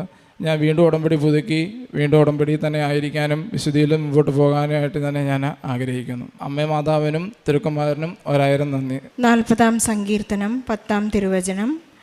അവിടുത്തെ രക്ഷാകരമായ സഹായത്തെ ഞാൻ ഹൃദയത്തിൽ ഒളിച്ചു വെച്ചിട്ടില്ല. അങ്ങയുടെ വിശ്വസ്തതയെയും രക്ഷയെയും പറ്റി ഞാൻ സംസാരിച്ചു. അവിടുത്തെ കാരുണ്യവും വിശ്വസ്തതയും മഹാസഭയിൽ ഞാൻ മറച്ചു വെച്ചിട്ടില്ല. എബിൻ എന്ന ഈ മകൻ്റെ വളരെ സ്നേഹമുള്ള പ്രത്യക്ഷീകരണ സാക്ഷ്യമാണ് നമ്മോട് പങ്കുവച്ചത്. എബിൻ നല്ല ക്രിസ്തീയ വിശ്വാസമുള്ള വിശ്വസ്തതയോടെ ജീവിക്കുന്ന ഒരു മകനാണ്. അതുകൊണ്ട് തന്നെ ഉടമ്പടി എടുക്കേണ്ട ഒരു ആവശ്യമുള്ളതായി ഈ മകനെ ഒരിക്കലും തോന്നിയിട്ടില്ല. പക്ഷേ ജീവിത പ്രശ്നങ്ങൾ അലട്ടിക്കൊണ്ടിരുന്നപ്പോൾ ഒരു ആൻറ്റി മകനോട് പറഞ്ഞു, മകനെ നീ ഇവിടെ വന്ന് ഉടമ്പടി എടുത്ത് പ്രാർത്ഥിക്കുക. നമ്മളിവിടെ യാദൃച്ഛികമായി വരുന്നതാണെന്ന് നമുക്ക് തോന്നിയാലും പരിശുദ്ധ അമ്മയാണ് നമ്മുടെ കൈപിടിച്ച് ഈശോയുടെ അടുത്തേക്ക് നമ്മെ അടുപ്പിക്കുന്നതും കൊണ്ടുവരുന്നതും. ഒരുപക്ഷെ നമുക്ക് തോന്നിയേക്കാം നാം മാമോദീസ സ്വീകരിച്ച് എല്ലാ ദിവസവും കുർബാന സ്വീകരിക്കുന്നു, വിശുദ്ധ കുമ്പസാരം ആഴ്ചയിലൊരിക്കലോ മാസത്തിലൊരിക്കലോ നമ്മൾ നടത്തുന്നുണ്ടല്ലോ, വീണ്ടും ഒരു ഉടമ്പടിയുടെ ആവശ്യം എന്തെന്നാണ് പല ക്രിസ്തീയ മക്കളും ചോദ്യം ഉന്നയിച്ചുകൊണ്ടിരിക്കുന്നത്. പക്ഷേ ഉടമ്പടി എന്ന് വെച്ചാൽ ക്രിസ്തീയ വിശ്വാസത്തിൻ്റെ എല്ലാ മൂല്യങ്ങളുമുള്ള ഒരു വലിയ പ്രാർത്ഥനാ പദ്ധതിയാണ്. 10 കൽപ്പനകളനുസരിച്ച് ജീവിക്കണം. ഈശോ പറഞ്ഞിട്ടുള്ള കാരുണ്യ പ്രവൃത്തികൾ 14 കത്തോലിക്ക സഭ നമ്മോട് അനുശാസിക്കുന്നത് പോലെ ഈശോയ്ക്ക് ദാഹിക്കുമ്പോഴും വിശക്കുമ്പോഴും അവിടുത്തെ ചെന്ന് കാണുവാനും പരിചരിക്കുവാനുള്ള വലിയ ഉത്തരവാദിത്വം, ഇങ്ങനെ ഒരുപാട് കാര്യങ്ങൾ ക്രിസ്തീയ ജീവിതത്തിൽ ഉണ്ടെന്ന് നമുക്കറിയാം. പക്ഷേ നാം പള്ളിയിൽ പോകുന്നതുകൊണ്ടും നല്ല ഒരു ക്രിസ്തീയ ജീവിതം നയിക്കുന്നുവെന്ന് സ്വയം തോന്നുന്നതും കൊണ്ടുള്ള ഒരു അപകടമാണ് ഉടമ്പടിയിലേക്ക് കടന്നു വരുവാൻ പല മക്കളെയും നിർബന്ധിക്കാത്തത്. എബിനെ സംഭവിച്ചത് തന്നെയാണ്. UAE നല്ലൊരു ജോലിയിൽ പ്രവേശിക്കാമെന്നൊക്കെ കരുതി ഇവിടെ നിന്ന് പോയി. അവിടെ ചെന്ന് ജീവിതം വളരെ അസ്വസ്ഥപ്പെട്ടപ്പോൾ ഇവിടെ തിരിച്ചു വന്ന് ഉടമ്പടിയെടുത്ത് വളരെ സങ്കടപ്പെട്ട് തന്നെ പരിശുദ്ധ അമ്മയോട് ഉടമ്പടിയെടുത്ത് പ്രാർത്ഥിക്കുമ്പോൾ ബഹുമാനപ്പെട്ട ജോസഫ് അച്ഛൻ്റെ ഒരു സ്വപ്നം കണ്ട് ആ സ്വപ്നം ഇവിടെ യാഥാർത്ഥ്യമാവുകയായിരുന്നു. ഉടമ്പടി പുതുക്കിയ ആ ദിവസം അദ്ദേഹം തിരിച്ചുപോയി. ഉടനെ തന്നെ വളരെ പെട്ടെന്ന് UAE നല്ല ഒരു ജോലി നൽകി പരിശുദ്ധ അമ്മയുടെ മധ്യസ്ഥതയിൽ ഈ മകനെ ജീവിതത്തെ യഥാസ്ഥാനപ്പെടുത്തിയ നല്ല സാക്ഷ്യമാണ്. നമുക്ക് തീർച്ചയായും ഇതൊരു not by merit but by grace എന്ന അടിസ്ഥാനത്തിൽ പരിശുദ്ധ അമ്മയുടെ മധ്യസ്ഥതയിൽ തന്നെ ഈ മകനെ ഉയർത്തിയിരിക്കുന്ന ഒരു വലിയ സാക്ഷ്യമാണിത്. നമ്മുടെ എത്ര തന്നെ യോഗ്യതകളുണ്ടായാലും ഈശോയിലേക്ക് അടുക്കുവാൻ നമുക്ക് ലഭിക്കുന്ന ചില വട്ടപൂജ്യങ്ങൾ, നമ്മെ ഒറ്റപ്പെടുത്തുന്ന ഒരുപാട് സാഹചര്യങ്ങൾ, ഈശോയെ നമുക്ക് ചേർത്ത് വയ്ക്കണമെങ്കിൽ ഈശോ നാം ഒറ്റപ്പെട്ട ഒരു അനുഭവം ഉണ്ടായിരിക്കണം. എനിക്ക് മറ്റാരുമില്ല എന്നെ രക്ഷിക്കാൻ, ഈ ആകാശത്തിന് കീഴെ ഭൂമിക്ക് നടുവിൽ മനുഷ്യരുടെ ഇടയിൽ എനിക്ക് ഈശോ എന്ന നാമം മാത്രമേ നൽകപ്പെട്ടിട്ടുള്ളൂ എന്ന് പൗലോസിനെ പോലെ എനിക്ക് ഉച്ചത്തിൽ പ്രഘോഷിക്കണമെങ്കിൽ എൻ്റെ ഒറ്റപ്പെടലിൻ്റെയും എൻ്റെ ഏകാന്തതയുടെയും എല്ലാം ഒരു വലിയ അനുഭവം എനിക്കുണ്ടാകുമ്പോഴാണ് ഈശോ ആരാണെന്നും ഈശോ എനിക്ക് വേണ്ടി എന്തിനു വേണ്ടി മരിച്ചു, ഞാൻ എന്തുകൊണ്ട് എൻ്റെ കാരുണ്യപ്രവൃത്തികൾ ചെയ്യണമെന്നുള്ളതിൻ്റെ എല്ലാം ഉത്തരം വളരെ അർത്ഥവത്തായി നമുക്ക് മനസ്സിലാകുന്നത്. എബിൻ നല്ലൊരു ജീവിതത്തിലേക്ക്, വളരെ ആത്മാർത്ഥമായ ഉടമ്പടി ജീവിതം ഇനിയും മുന്നോട്ട് കൊണ്ടുപോകാനുള്ള വലിയ പ്രതിജ്ഞയുമായി ഈ അൾത്താരയിൽ നിറങ്ങുകയാണ്. ജോലിയില്ലാതെ വിഷമിക്കുന്ന എല്ലാ യുവാക്കളെയും നമ്മുടെ നിയോഗങ്ങളെയും ഈ സാക്ഷ്യത്തോട് ചേർത്ത് വെച്ച് ഈശോയ്ക്കും പരിശുദ്ധ അമ്മയ്ക്കും നല്ലൊരു കയ്യടി നൽകി ഈ സാക്ഷ്യം നമുക്ക് അമ്മ പ്രത്യക്ഷപ്പെട്ട ഈ പുണ്യഭൂമിയിൽ നിൽക്കുവാനും ഈ അൾത്താരയിൽ നിൽക്കുവാനും പരിശുദ്ധ അമ്മയുടെ പ്രത്യക്ഷീകരണത്തിൻ്റെ സാക്ഷികളായി ഞങ്ങൾക്കും ഇവിടെ നിന്നുകൊണ്ട് ഒരു സാക്ഷ്യം പറയുവാനായിട്ടും ഞങ്ങളെ ഇടയാക്കിയ ഈശോയ്ക്കും ഞങ്ങളുടെ അമ്മയ്ക്കും ഒരുപാട് നന്ദി പറഞ്ഞുകൊള്ളട്ടെ. എൻ്റെ പേര് ശില്പ, ഇതെൻ്റെ ഹസ്ബൻഡ് രാജീവ്. ഞങ്ങൾ വരുന്നത് കോട്ടയം ജില്ലയിൽ സെൻറ്റ് മേരീസ് മുണ്ടക്കയം ഇടവകയിൽ നിന്നാണ്. ഞാൻ ആദ്യമായിട്ട് ഉടമ്പടി എടുക്കുന്നത് 2024 നവംബർ 1-ാം തീയതിയാണ്. അന്ന് ഞാനിവിടെ ഉടമ്പടി എടുക്കാൻ വരുമ്പോൾ എൻ്റെ ഏറ്റവും ഭൗതികമായ കുറച്ച് ആവശ്യങ്ങൾ മാത്രം മനസ്സിൽ കണ്ടുകൊണ്ടാണ് വരുന്നത്. അതും എൻ്റെ അമ്മ അതിനു മുന്നേ ഉടമ്പടി എടുത്തിട്ടുണ്ടായിരുന്നു. അമ്മയിലൂടെയാണ് ഞാൻ ഉടമ്പടി എടുക്കാൻ വരുന്നത്. അതിനു മുന്നേ ഞാൻ ഒരു കാര്യം പറയട്ടെ, ഞാനൊരു മാതാവിൽ വിശ്വസിച്ചിരുന്ന ആളായിരുന്നില്ല. അതായത് ഞാൻ ഒരു മാതാവിൽ വിശ്വാസമില്ലാത്ത അല്ലെങ്കിൽ മാതാവിനോട് മധ്യസ്ഥം പ്രാർത്ഥിക്കാത്ത ഒരു സഭാ സമൂഹത്തിൽ നിന്നാണ് കല്യാണം കഴിച്ച് കാത്തോലിക്ക വിശ്വാസത്തിലേക്ക് വരുന്നത്. അതുകൊണ്ട് തന്നെ എനിക്ക് ആദ്യമൊക്കെ മാതാവിനോട് മധ്യസ്ഥം പ്രാർത്ഥിക്കാൻ പറയുമ്പോഴൊക്കെ എനിക്കങ്ങനെ അതിൻ്റെ ആവശ്യമുണ്ടോ എന്ന് തോന്നിയിട്ടുണ്ടായിരുന്നില്ല. ഹസ്ബൻഡ് അപ്പം എന്നോട് കൊന്ത കഴുത്തിലിടണമെന്നും ജപമാല ചൊല്ലണമെന്നൊക്കെ പറയുമ്പോഴൊക്കെ ഞാനതൊന്നും അത്ര കാര്യമാക്കിയിട്ടുണ്ടായിരുന്നില്ല. പക്ഷേ ഇന്ന് ഞാൻ എന്താണ് മാതാവ്, അല്ലെങ്കിൽ മാതാവിലൂടെ നമ്മൾ മാധ്യസ്ഥം വഴി ഈശോയുടെ അടുത്തേക്ക് എങ്ങനെയാണ് ചെല്ലുന്നത് എന്നുള്ളത് പൂർണ്ണമായിട്ടുള്ള ഒരു ബോധ്യം ലഭിച്ചാണ് ഞാൻ ഇന്ന് ഈ അൾത്താരയിൽ നിൽക്കുന്നത്. അത് എൻ്റെ നേട്ടമല്ല, എനിക്ക് അമ്മ മാതാവ് ഞങ്ങളെ അതിലേക്ക് നയിച്ചതാണ്. ആദ്യം തന്നെ എൻ്റെ ഒന്നാമത്തെ സാക്ഷ്യം എന്ന് പറയുന്നത്, എൻ്റെ ഹസ്ബൻഡിന് 7 വർഷത്തോളമായിട്ട് ഒരു അലർജി രോഗം ഉണ്ടായിരുന്നു. ഞങ്ങളുടെ കല്യാണത്തിന് മുന്നേ മുതലേ ഉണ്ടായിരുന്നായിരുന്നു. അതെന്താണെന്ന് ചോദിച്ചാൽ, കുളി കഴിഞ്ഞ് ഇറങ്ങി വരുമ്പോൾ എല്ലാ ദിവസവും ഒരു 10-20 മിനിറ്റോളം ദേഹത്തൊക്കെ ചൊറിയും, നല്ലപോലെ ചൊറിയുകയും, പക്ഷേ ഒരു ചുമന്ന പാടുകളോ അല്ലെങ്കിൽ മറ്റു റാഷസ് അങ്ങനെയൊന്നും ഉണ്ടായിരുന്നില്ല.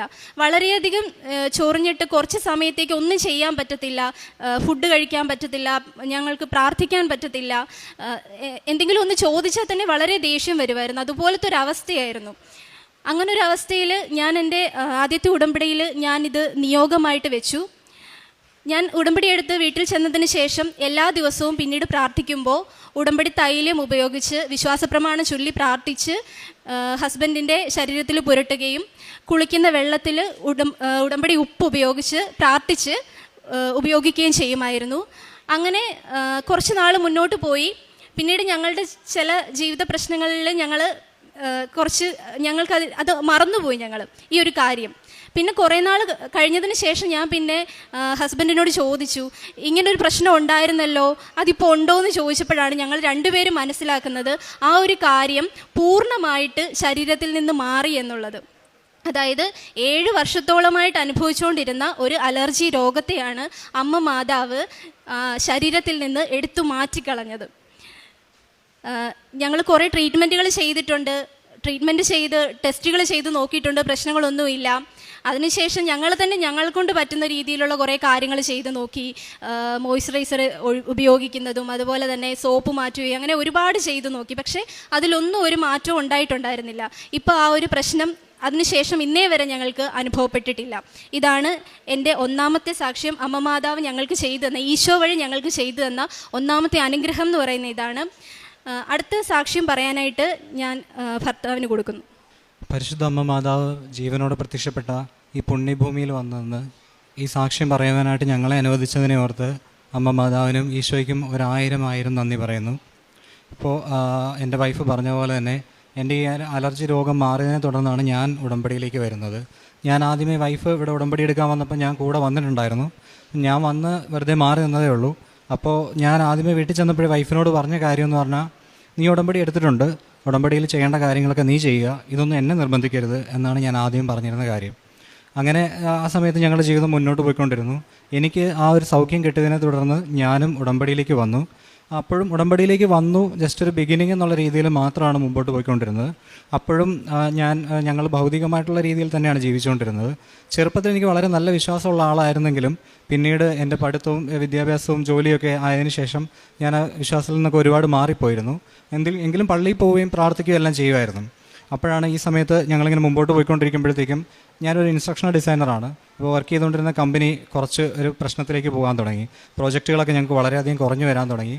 സാലറി പയ്യെ ഡിലേ ആകാൻ തുടങ്ങി. അപ്പോൾ ആദ്യമൊക്കെ വിചാരിച്ചു സാരമില്ല, 1 മാസത്തെ കാര്യം അല്ലെങ്കിൽ 2 മാസത്തെ കാര്യം, അത് നമുക്ക് അഡ്ജസ്റ്റ് ചെയ്യാം. അങ്ങനെ ഞങ്ങൾ മുമ്പോട്ട് പോയിക്കൊണ്ടിരിക്കുകയായിരുന്നു. അപ്പോൾ ഈ പ്രശ്നം ഇങ്ങനെ രൂക്ഷമായിട്ട് മുന്നോട്ട് വരാൻ തുടങ്ങി. അപ്പോൾ അങ്ങനെ വരാൻ തുടങ്ങിയപ്പോഴത്തേക്കും ഞാൻ തീരുമാനിച്ചു, എന്നാൽ ഒരു കാര്യം ചെയ്യാം, വേറൊരു ജോലിക്ക് വേണ്ടിയിട്ട് ഇനി ട്രൈ ചെയ്യാം. അപ്പം പുതിയൊരു ജോലിക്ക് വേണ്ടിയിട്ട് ട്രൈ ചെയ്യാൻ തുടങ്ങി. അപ്പോഴാണ് ഞാൻ ഒരു കാര്യം ശ്രദ്ധിക്കുന്നത്. ഞാൻ 2012 ഡിഗ്രി കംപ്ലീറ്റ് ചെയ്തതാണ്. അപ്പോൾ 2012 ഡിഗ്രി കംപ്ലീറ്റ് ചെയ്തിട്ട് ഞാൻ ഇതുവരെ എൻ്റെ ഫൈനൽ ഡിഗ്രി സർട്ടിഫിക്കറ്റ് കളക്ട് ചെയ്ത് വെച്ചിട്ടില്ല. എൻ്റെ കയ്യിലുള്ളത് പ്രൊവിഷണൽ ഡിഗ്രി സർട്ടിഫിക്കറ്റാണ്. അപ്പോൾ ഇതുവരെ ഉണ്ടായിരുന്ന എൻ്റെ കമ്പനിയിലെല്ലാം ഞാൻ ഈ പ്രൊവിഷണൽ ഡിഗ്രി സർട്ടിഫിക്കറ്റാണ് കൊടുത്തിരുന്നത്. പക്ഷേ എനിക്ക് ഇൻ്റർവ്യൂവിന് കോൾസ് വരാൻ തുടങ്ങിയപ്പോൾ എനിക്ക് മനസ്സിലായി ഈ പ്രൊവിഷണൽ സർട്ടിഫിക്കറ്റ് പോരാ, എല്ലാവരും അതിൻ്റെ വാലിഡിറ്റി കഴിഞ്ഞു, എല്ലാവരും ഇപ്പോൾ ഫൈനൽ സർട്ടിഫിക്കറ്റ് ചോദിക്കുന്നുണ്ട്. പക്ഷേ എൻ്റെ കയ്യിൽ ഫൈനൽ സർട്ടിഫിക്കറ്റ് ഇല്ല. അപ്പോൾ ഞാൻ വിചാരിച്ചു ശരി, കോളേജിൽ കോൺടാക്ട് ചെയ്തിട്ട് പ്രിൻസിപ്പാളിനോട് ചോദിക്കാം, ഞാൻ ഫൈനൽ സർട്ടിഫിക്കറ്റ് അപ്ലൈ ചെയ്യേണ്ടത് എങ്ങനെയാണെന്ന് ചോദിക്കുക. ഞാനൊരു പ്രൈവറ്റ് യൂണിവേഴ്സിറ്റിയിൽ നിന്നാണ് ഡിഗ്രി ചെയ്തിരിക്കുന്നത്, കേരളത്തിന് പുറത്താണ്. അപ്പോൾ ഞാൻ പ്രിൻസിപ്പാളിനെ വിളിച്ച് ചോദിച്ചപ്പോൾ പ്രിൻസിപ്പാൾ പറഞ്ഞു, നീ ഒരു കാര്യം ചെയ്യ്, നീ ആദ്യമേ യൂണിവേഴ്സിറ്റിയുടെ വെബ്സൈറ്റിൽ കയറിയിട്ട് അവരുടെ പോർട്ടലിൽ നിൻ്റെ എല്ലാ ഇൻഫർമേഷനും ഉണ്ട് എന്നുള്ളതിന് നീ എനിക്ക് അതിൻ്റെ ലിങ്ക് അയച്ചു തരുമോ, അല്ലാന്നുണ്ടെങ്കിൽ നീ അതിൽ കയറിയിട്ട് അതിൻ്റെ സ്ക്രീൻഷോട്ട് എനിക്ക് മെയിൽ ചെയ്യ്, എന്നിട്ട് ബാക്കി കാര്യങ്ങൾ എങ്ങനെയാണ് പ്രൊസീജിയേഴ്സ് ഞാൻ പറഞ്ഞു തരാമെന്ന് പറഞ്ഞു. അപ്പോൾ അതിനുശേഷം പ്രിൻസിപ്പാൾ തന്നെ എന്നോട് പറഞ്ഞു, ഞാൻ നിൻ്റെ പോർട്ടലിൽ പോയിട്ട് നിൻ്റെ ഡീറ്റെയിൽസ് ഉണ്ടോ എന്ന് ചെക്ക് ചെയ്ത് നോക്കി, പക്ഷേ നിൻ്റെ ഒരു ഡീറ്റെയിൽസും അവിടെ കാണുന്നില്ല എന്നാണ് പറഞ്ഞത്. അതായത് ആ പോർട്ടലിൽ ഞാൻ ഡിഗ്രി ചെയ്തതിൻ്റെ ഒരു ഇൻഫർമേഷനും ഇല്ല. അപ്പോൾ പ്രിൻസിപ്പാൾ എന്നോട് പറഞ്ഞു, ഈ സിറ്റുവേഷനിൽ എനിക്കൊന്നും ചെയ്യാൻ പറ്റില്ല, നിൻ്റെ ഡിഗ്രി സർട്ടിഫിക്കറ്റ് എനിക്ക് തരാൻ പറ്റില്ല, ഇഷ്യൂ ചെയ്യാനോ അപ്ലൈ ചെയ്യാനോ പറ്റില്ല, നീ യൂണിവേഴ്സിറ്റിയെ കോൺടാക്ട് ചെയ്യാൻ പറഞ്ഞു. ഞാൻ യൂണിവേഴ്സിറ്റിയെ കോൺടാക്ട് ചെയ്തു. യൂണിവേഴ്സിറ്റിയെ കോൺടാക്ട് ചെയ്ത സമയത്ത് അവരെന്നോട് ആദ്യം ചോദിച്ചതെന്ന് പറഞ്ഞാൽ, ഈ 13 വർഷം നീ എന്ത് ചെയ്യുമായിരുന്നു എന്നാണ് ചോദിച്ചത്. 13 വർഷമായിട്ട് നീ എന്തുകൊണ്ട് അപ്ലൈ ചെയ്തില്ല എന്ന് ചോദിച്ചു. എനിക്കതിനൊരു ഉത്തരവില്ലായിരുന്നു. കാരണം ആദ്യത്തെ ജോലിക്കൊക്കെ കയറിയ സമയത്തൊക്കെ ഞാൻ വളരെ ഇത്രയും ഡീറ്റെയിൽസ് ഒന്നും ശ്രദ്ധിക്കത്തില്ലായിരുന്നു. ആ ഒരു ഫ്ലോയിൽ മാത്രം പൊയ്ക്കൊണ്ടിരുന്ന ആളായിരുന്നു. അപ്പോൾ അവരെൻ്റെ അടുത്ത് പറഞ്ഞു, ഒരു കാര്യം ചെയ്യും, നീ ഒരു മെയിൽ അയക്കാൻ പറഞ്ഞു. അപ്പോൾ ഞാൻ അവർക്കൊരു മെയിൽ അയച്ചു, എങ്ങനെ എൻ്റെ പോർട്ടലിൽ എൻ്റെ ഇൻഫർമേഷൻസ് ഒക്കെ മിസ്സിംഗ് ആണ്, എനിക്ക് ഫൈനൽ സർട്ടിഫിക്കറ്റ് അപ്ലൈ ചെയ്യണമെന്ന് പറഞ്ഞിട്ട്. അപ്പോൾ ഞാൻ ആ മെയിൽ അയച്ചതും അവരെനിക്ക് റിപ്ലൈ ചെയ്തു. ആ റിപ്ലൈ ചെയ്തതെന്ന് പറഞ്ഞാൽ, ഞങ്ങൾക്കിതിലൊന്നും ചെയ്യാനില്ല, നീ നിൻ്റെ കോളേജിൽ കോൺടാക്ട് ചെയ്യുക, പ്രിൻസിപ്പാളിനോട് പറയുക, അവരെന്തെങ്കിലും ചെയ്തു തരുവാണെന്നുണ്ടെങ്കിൽ ആ വഴിക്ക് പ്രൊസീഡ് ചെയ്യാം എന്നാണ് പറഞ്ഞത്. പ്രിൻസിപ്പാളിനോട് പറഞ്ഞപ്പോൾ പ്രിൻസിപ്പാളും പറഞ്ഞു, എനിക്കൊന്നും ചെയ്യാനില്ല, യൂണിവേഴ്സിറ്റി ആണ് ഇതിൽ തീരുമാനം എടുക്കേണ്ടത്, സർട്ടിഫിക്കറ്റ് തരേണ്ടതെന്ന് പറഞ്ഞു. ശരി, അങ്ങനെ ഇരിക്കുമ്പോഴത്തേക്കും ഞങ്ങൾ ഉടമ്പടി ജീവിതത്തിൽ മുമ്പോട്ട് പോയിക്കൊണ്ടിരിക്കുകയാണ്.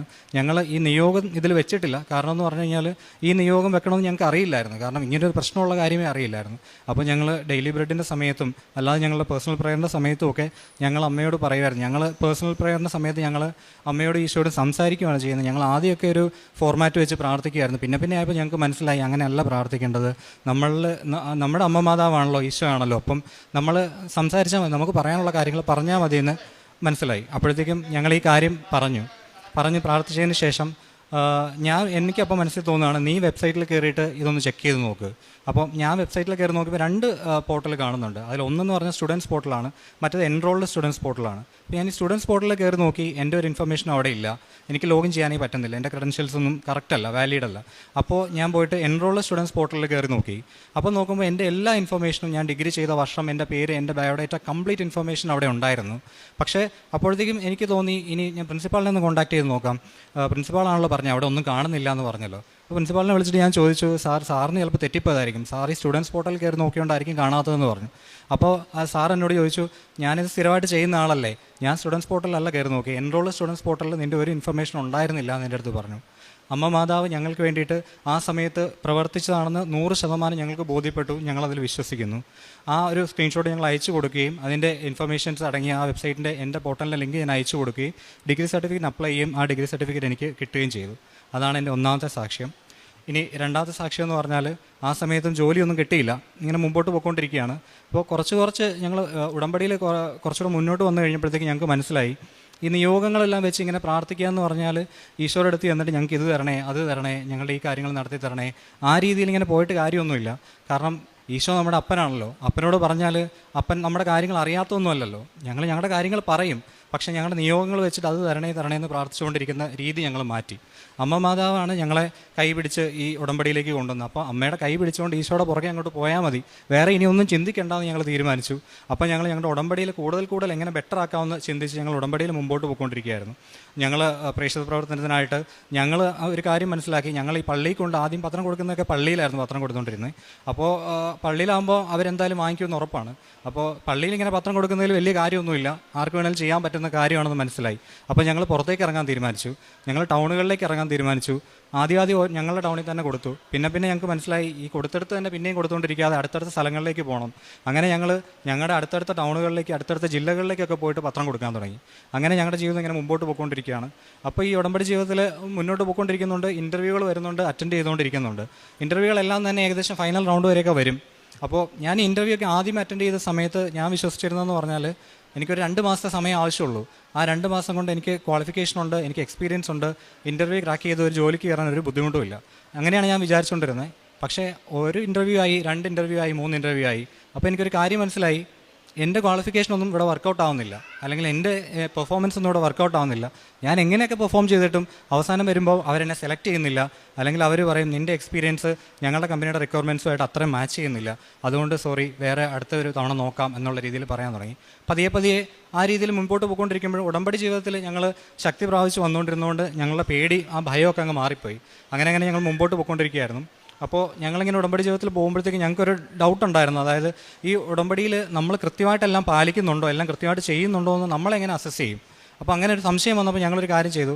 ഒരു കാര്യം ചെയ്യാം, നമുക്കൊരു ചെക്ക് ലിസ്റ്റ് ഉണ്ടാക്കാം. ആ ചെക്ക് ലിസ്റ്റിൽ ഞങ്ങളൊരു 12 ചെക്ക് പോയിൻറ്റ്സ് ഉണ്ടാക്കി. എന്നിട്ട് അതിൽ ഞങ്ങൾ ഉടമ്പടി ജീവിതത്തിൽ പാലിക്കേണ്ട എല്ലാ കാര്യങ്ങളും കൃത്യമായിട്ട് പാലിക്കുന്നുണ്ട്, ഒപ്പം ഞങ്ങൾ പേഴ്സണലായിട്ട് ചെയ്യേണ്ട കാര്യങ്ങളും പാലിക്കുന്നുണ്ടെന്ന് ഉറപ്പ് ഞങ്ങൾ മുമ്പോട്ട് പോയിക്കൊണ്ടിരിക്കുകയായിരുന്നു.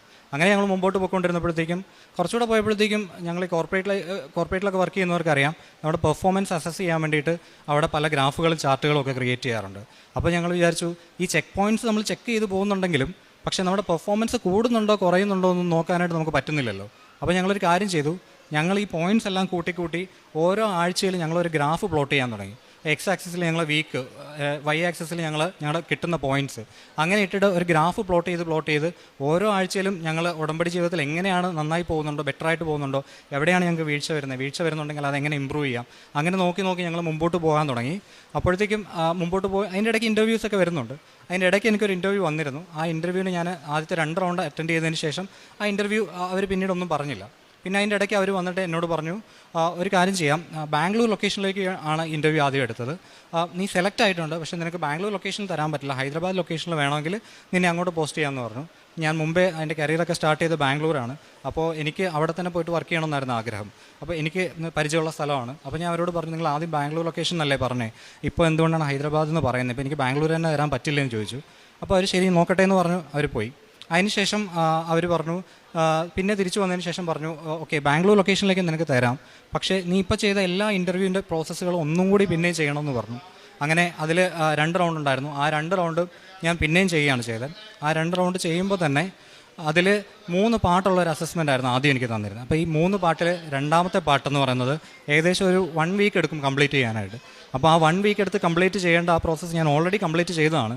അപ്പോൾ ഞാൻ HR-നോട് ചോദിച്ചു, ഇതിനി ഞാൻ പിന്നെയും ഈ ഒരാഴ്ച എടുത്ത് ചെയ്യണമെന്ന് ചോദിച്ചപ്പോൾ HR പറഞ്ഞു, സെയിം സബ്ജക്റ്റിലാണ് നിനക്ക് തന്നിരിക്കുന്നതെങ്കിൽ ചെയ്യേണ്ട, വേറെ സബ്ജക്റ്റിലാണ് നീ ചെയ്യണമെന്ന് പറഞ്ഞു.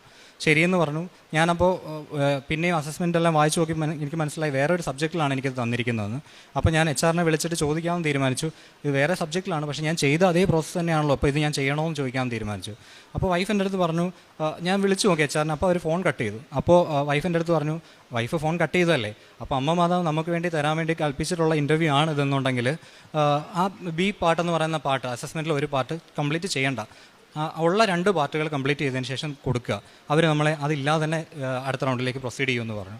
ഞാൻ അങ്ങനെ തന്നെ അയച്ചു കൊടുത്തു. ഞങ്ങൾ പ്രാർത്ഥിച്ച് അങ്ങനെ തന്നെ അയച്ചു കൊടുത്തു. അതിനുശേഷം അവർ ആ B പാർട്ട് ചെയ്യാതെ തന്നെ എന്നെ ആ ഫസ്റ്റ് 2 പാർട്ടുകൾ ABC എന്നുള്ളതിൽ Aയും Dയും Cയും പാർട്ടുകൾ മാത്രം കംപ്ലീറ്റ് ചെയ്ത് ഇൻ്റർവ്യൂവിലേക്ക് സെലക്ട് ചെയ്തു. അങ്ങനെ ഞങ്ങളൊരു ദിവസം പ്രാർത്ഥിച്ചുകൊണ്ടിരിക്കുമ്പോഴത്തേക്കും, ഉടമ്പടി പ്രാർത്ഥന ഞങ്ങൾ പ്രാർത്ഥിച്ചുകൊണ്ടിരിക്കുമ്പോഴത്തേക്കും ഞങ്ങൾ മെഴുകുതിരിയിൽ പെട്ടെന്ന് ഇങ്ങനെ ആ ലിക്വിഡ് അനങ്ങുന്ന പോലെ തോന്നി. ആ ലിക്വിഡ് അനങ്ങുന്ന പോലെ തോന്നിയിട്ട് ഞങ്ങൾ ആ ലിക്വിഡിലേക്ക് നോക്കിയിട്ട് ഞാൻ പറഞ്ഞു, എന്തോ സംഭവിക്കുന്നുണ്ടല്ലോ എന്ന് ഞാനിങ്ങനെ പറഞ്ഞു. പക്ഷെ കാര്യമാക്കിയില്ല. അപ്പോഴത്തേക്കും അതിൽ പതിയെ ഒരു നമ്പർ തെളിഞ്ഞു വന്നു. ഞാനത് കാണിക്കാം. 24 എന്നാണ് ഇതിൽ എഴുതിയിരിക്കുന്ന നമ്പർ എന്ന് പറയുന്നത്. അപ്പോൾ എനിക്ക് നവംബർ 29-ാം തീയതിയാണ് ഈ ഡേറ്റ് കിട്ടുന്നത്. ഈ നമ്പർ കിട്ടുന്നത് നവംബർ 29-ാം തീയതിയാണ്. അപ്പോൾ അതിനുശേഷം ഞങ്ങൾ പറഞ്ഞു, നമ്മൾ വെച്ചിരിക്കുന്ന ഏത് നിയോഗത്തിലാണ്, ഇനി ജോലിയുടെ കാര്യമാണോ അതോ മറ്റേതെങ്കിലും നിയോഗത്തിലാണോ എന്ന് നമുക്ക് കൃത്യമായിട്ട് അറിയത്തില്ല. ഒരു കാര്യം ചെയ്യാം, നമ്മൾ നിയോഗം വെച്ച് പ്രാർത്ഥിക്കുന്നത് നിർത്തിയതാണല്ലോ. അപ്പോൾ നമുക്ക് നമ്മുടെ ഉടമ്പടി ജീവിതത്തിൽ മുമ്പോട്ട് പോയിക്കൊണ്ട് തന്നെ ഇരിക്കാം. നമുക്ക് അമ്മയുടെ കൂടെ ഈശോയുടെ കൂടെ മുമ്പോട്ട് തന്നെ പോയിക്കൊണ്ടിരിക്കാം. നമ്മൾ ചെയ്യേണ്ട കാര്യങ്ങൾ നമുക്ക് കൃത്യമായിട്ട് ചെയ്തുകൊണ്ടിരിക്കാം എന്ന് പറഞ്ഞ് ഞങ്ങൾ മുമ്പോട്ട് പോയിക്കൊണ്ടിരുന്നു. അപ്പോൾ കുറച്ച് നാളങ്ങനെ തന്നെ മുമ്പോട്ട് പോയിക്കൊണ്ടിരുന്നു. നവംബർ 29-ാം തീയതിയാണ്. അപ്പോഴും ഈ കഴിഞ്ഞ ഇൻ്റർവ്യൂവിൻ്റെ കാര്യം ഞങ്ങൾ ചിന്തിക്കുമ്പോഴും ഞങ്ങൾ വിചാരിക്കുന്നത് നവംബർ 29, ഇപ്പം ഇതിൻ്റെ പ്രോസസ്സ് എല്ലാം കഴിഞ്ഞു, ഓഫർ കിട്ടാനാണെങ്കിൽ ഇപ്പോൾ കിട്ടണം, അല്ലാന്നുണ്ടെങ്കിൽ ഇനി 24 എന്നൊരു ഡേറ്റാണ് നമ്മൾ കാണിച്ചു തരുന്നതെങ്കിൽ 24 ദിവസമുണ്ട്. 24 ദിവസം കഴിഞ്ഞിട്ടുണ്ടെങ്കിൽ എന്തായാലും ഓഫർ വരാനുള്ള സാധ്യതയില്ല. കാരണം പ്രോസസ്സ് ഇൻ്റർവ്യൂ കംപ്ലീറ്റ് ചെയ്ത് കഴിഞ്ഞാൽ ഉടനെ തന്നെ ഓഫർ ലെറ്റർ വരുന്നതാണ് നമ്മൾ സെലക്ട് ആയിട്ടുണ്ടെന്നുണ്ടെങ്കിൽ. ശരി, അത് വിട്ടേക്കാം എന്ന് പറഞ്ഞ് ഞങ്ങൾ മുമ്പോട്ട് പോയിക്കൊണ്ടിരുന്നു. അങ്ങനെ ഉടമ്പടി ജീവിതത്തിലും ഞങ്ങളെ കഴിയുന്ന ഏറ്റവും നല്ല രീതിയിൽ മുമ്പോട്ട് പോകാൻ ശ്രമിച്ചുകൊണ്ടിരുന്നു. അങ്ങനെ ഡിസംബർ 23-ാം തീയതി ആകുമ്പോഴത്തേക്കും ഞങ്ങൾക്ക് അവിടെ നിന്നൊരു കൺഫർമേഷൻ മെയിൽ വന്നു. ഞാൻ അറ്റൻഡ് ചെയ്ത കമ്പനിയിൽ നിന്നൊരു കൺഫർമേഷൻ മെയിൽ വന്നു. ആ കൺഫർമേഷൻ മെയിൽ, നിങ്ങളുടെ ഓഫർ ലെറ്റർ ഞങ്ങൾ ഉടനെ തന്നെ വിത്തിൻ ഫ്യൂ ഡേയ്സിൽ റിലീസ് ചെയ്യുന്നതാണെന്ന് പറഞ്ഞിട്ടാണ് ഞങ്ങൾക്ക് ആ മെയിൽ വന്നത്. അപ്പോൾ ഞങ്ങൾ കൂട്ടി നോക്കുമ്പോഴത്തേക്കും ഞങ്ങൾ ജസ്റ്റ് ഒരു ക്യൂരിയോസിറ്റിയിൽ ആ നമ്പർ ഒന്ന് വെച്ച് ഞങ്ങൾ നോക്കി. ആ അമ്മ കാണിച്ചു തന്ന 24 എന്നുള്ള നമ്പറിൽ ആ 29-ാമത്തെ ഡേറ്റ് മുതൽ 24-ാമത്തെ ദിവസമാണ് ഞങ്ങൾക്ക് ആ കൺഫർമേഷൻ മെയിൽ വന്നിരിക്കുന്നത്. ശരി, അതായിരിക്കും ഞങ്ങളുടെ സാക്ഷ്യം, അല്ലെങ്കിൽ അതാണ് കിട്ടിയതെന്ന് ഞങ്ങൾ വിചാരിച്ചു. അപ്പോൾ അതിനുശേഷം എന്ന് പറയുന്നത് ഡിസംബർ 24-ാം തീയതിയാണ്. അപ്പോൾ ഇനി ഡിസംബർ 24-ാം തീയതി എന്തെങ്കിലും സംഭവിക്കുമോ ഇല്ലയോ എന്ന് ഞങ്ങൾക്ക് അറിയാൻ പാടില്ല. ഞങ്ങൾ വെയിറ്റ് ചെയ്തു. അപ്പോൾ ഞങ്ങൾ അടുത്ത ദിവസത്തേക്ക് കാത്തിരിക്കുകയാണ്. ഞങ്ങളുടെ കയ്യിൽ കുറച്ച് പത്രം കൂടെ ബാക്കിയുണ്ടായിരുന്നു. അപ്പോൾ ഞങ്ങൾ വിചാരിച്ചു ഇതെല്ലാം ഞങ്ങൾ വിട്ടു. അന്ന് ഉച്ചയ്ക്ക് ശേഷം വൈകിട്ട് പള്ളിയിൽ പോകാനുള്ളതാണ്. അപ്പോൾ അതിൻ്റെ ഒരുക്കങ്ങളെല്ലാം ഉണ്ട്. അപ്പോൾ ഞങ്ങൾ വിചാരിച്ചു ഞങ്ങളുടെ അടുത്തുള്ള ടൗണിലേക്ക് പോകണം, ഇതുവരെ ഞങ്ങളുടെ കയ്യിലുള്ള ബാക്കിയുള്ള പത്രങ്ങളെല്ലാം കൊടുത്തു തീർക്കണം എന്ന് ഞങ്ങൾ വിചാരിച്ചു. അങ്ങനെ ബാക്കിയുള്ള പത്രങ്ങളെല്ലാം ഞങ്ങൾ വളരെ സ്നേഹത്തോടു കൂടി ഓരോ ആൾക്കാരോടും സംസാരിച്ച് സമയം എടുത്തുകൊണ്ട് ഞങ്ങൾക്ക് ഏറ്റവും കുറവ് പത്രം കൊടുക്കാൻ പറ്റുള്ളെങ്കിലും അന്ന് അവിടെ കൊണ്ട് നിർത്തി അടുത്ത ദിവസം പിന്നെയും പോയി ബാക്കി കൊടുക്കുകയാണ് ഞങ്ങൾ ചെയ്യുന്നത്. അന്നത്തെ ദിവസം ഞങ്ങൾ പത്രങ്ങളെല്ലാം കൊടുത്തു തീർത്ത് തിരിച്ചു വന്നു. അന്ന് 6 മണിയായി, ഒന്നും സംഭവിക്കുന്നില്ല. 9 to 6 ആണ് വർക്കിംഗ് അവേഴ്സ്. അപ്പോൾ അത് കഴിഞ്ഞിട്ട് ഒന്നും സംഭവിക്കുമെന്ന് ഞങ്ങൾ പ്രതീക്ഷിക്കുന്നില്ല. ശരി, പള്ളിയിൽ പോകാം, ബാക്കിയുള്ള കാര്യങ്ങൾ ചെയ്യാം എന്ന് പറഞ്ഞ് ഒരുങ്ങി 7 മണിയായപ്പോഴത്തേക്കും എനിക്കൊരു മെയിൽ വന്നു. ഞാൻ ജസ്റ്റ് മെയിൽ എടുത്ത് നോക്കിയപ്പോൾ അതെൻ്റെ ഓഫർ ലെറ്റർ ആയിരുന്നു. ആ തിരിയിൽ ഞങ്ങൾ കണ്ട 24 എന്ന് പറഞ്ഞ നമ്പർ, 24-ാമത്തെ തീയതി, ഡിസംബർ 24-ാം തീയതി ഓഫർ നൽകി പരിശുദ്ധമ്മ മാതാവ് ഞങ്ങളെ അനുഗ്രഹിച്ചു. അതായിരുന്നു ഞങ്ങളുടെ ജീവിതത്തിൽ ഏറ്റവും സന്തോഷം ഉണ്ടായിരുന്ന ഒരു ക്രിസ്മസ്. കാരണം കഴിഞ്ഞ ഒരു വർഷമായിട്ട് ഞങ്ങൾ സാലറി ഒന്നും കിട്ടാതെ, ഞങ്ങൾക്ക് കുറേ സാലറികൾ ഡിലേ ആയിക്കൊണ്ടേ ഇരിക്കുകയാണ്. വല്ലപ്പോഴും ഒരു സാലറി കിട്ടും എന്നല്ലാതെ കൃത്യമായി സാലറി വരുന്നില്ല. വളരെ കഷ്ടപ്പാടിലായിരുന്നു. എത്ര ഇൻ്റർവ്യൂകൾ അറ്റൻഡ് ചെയ്താലും ക്ലിയർ ആവുന്നില്ലാത്തൊരവസ്ഥയിലായിരുന്നു. പക്ഷേ അപ്പോഴും ഉടമ്പടി ജീവിതത്തിലായിരുന്നെങ്കിലും ഉടമ്പടി ജീവിതത്തിൻ്റെ അർത്ഥം എന്താണെന്ന് മനസ്സിലാക്കി ഞങ്ങളതിൽ മുമ്പോട്ട് പോകാൻ ശ്രമിച്ചിരുന്നില്ല. പക്ഷേ ഉടമ്പടി ജീവിതത്തിൻ്റെ അർത്ഥം മനസ്സിലാക്കി മുമ്പോട്ട് പോകാൻ ശ്രമിച്ചപ്പോഴത്തേക്കും ഞങ്ങൾക്ക് പരിശുദ്ധമ്മ മാതാവ് ഈശോയുടെ അടുത്തുനിന്ന് വാങ്ങി തന്ന അനുഗ്രഹങ്ങളാണിത്. ഇതാണ് ഞങ്ങളുടെ സാക്ഷ്യങ്ങൾ.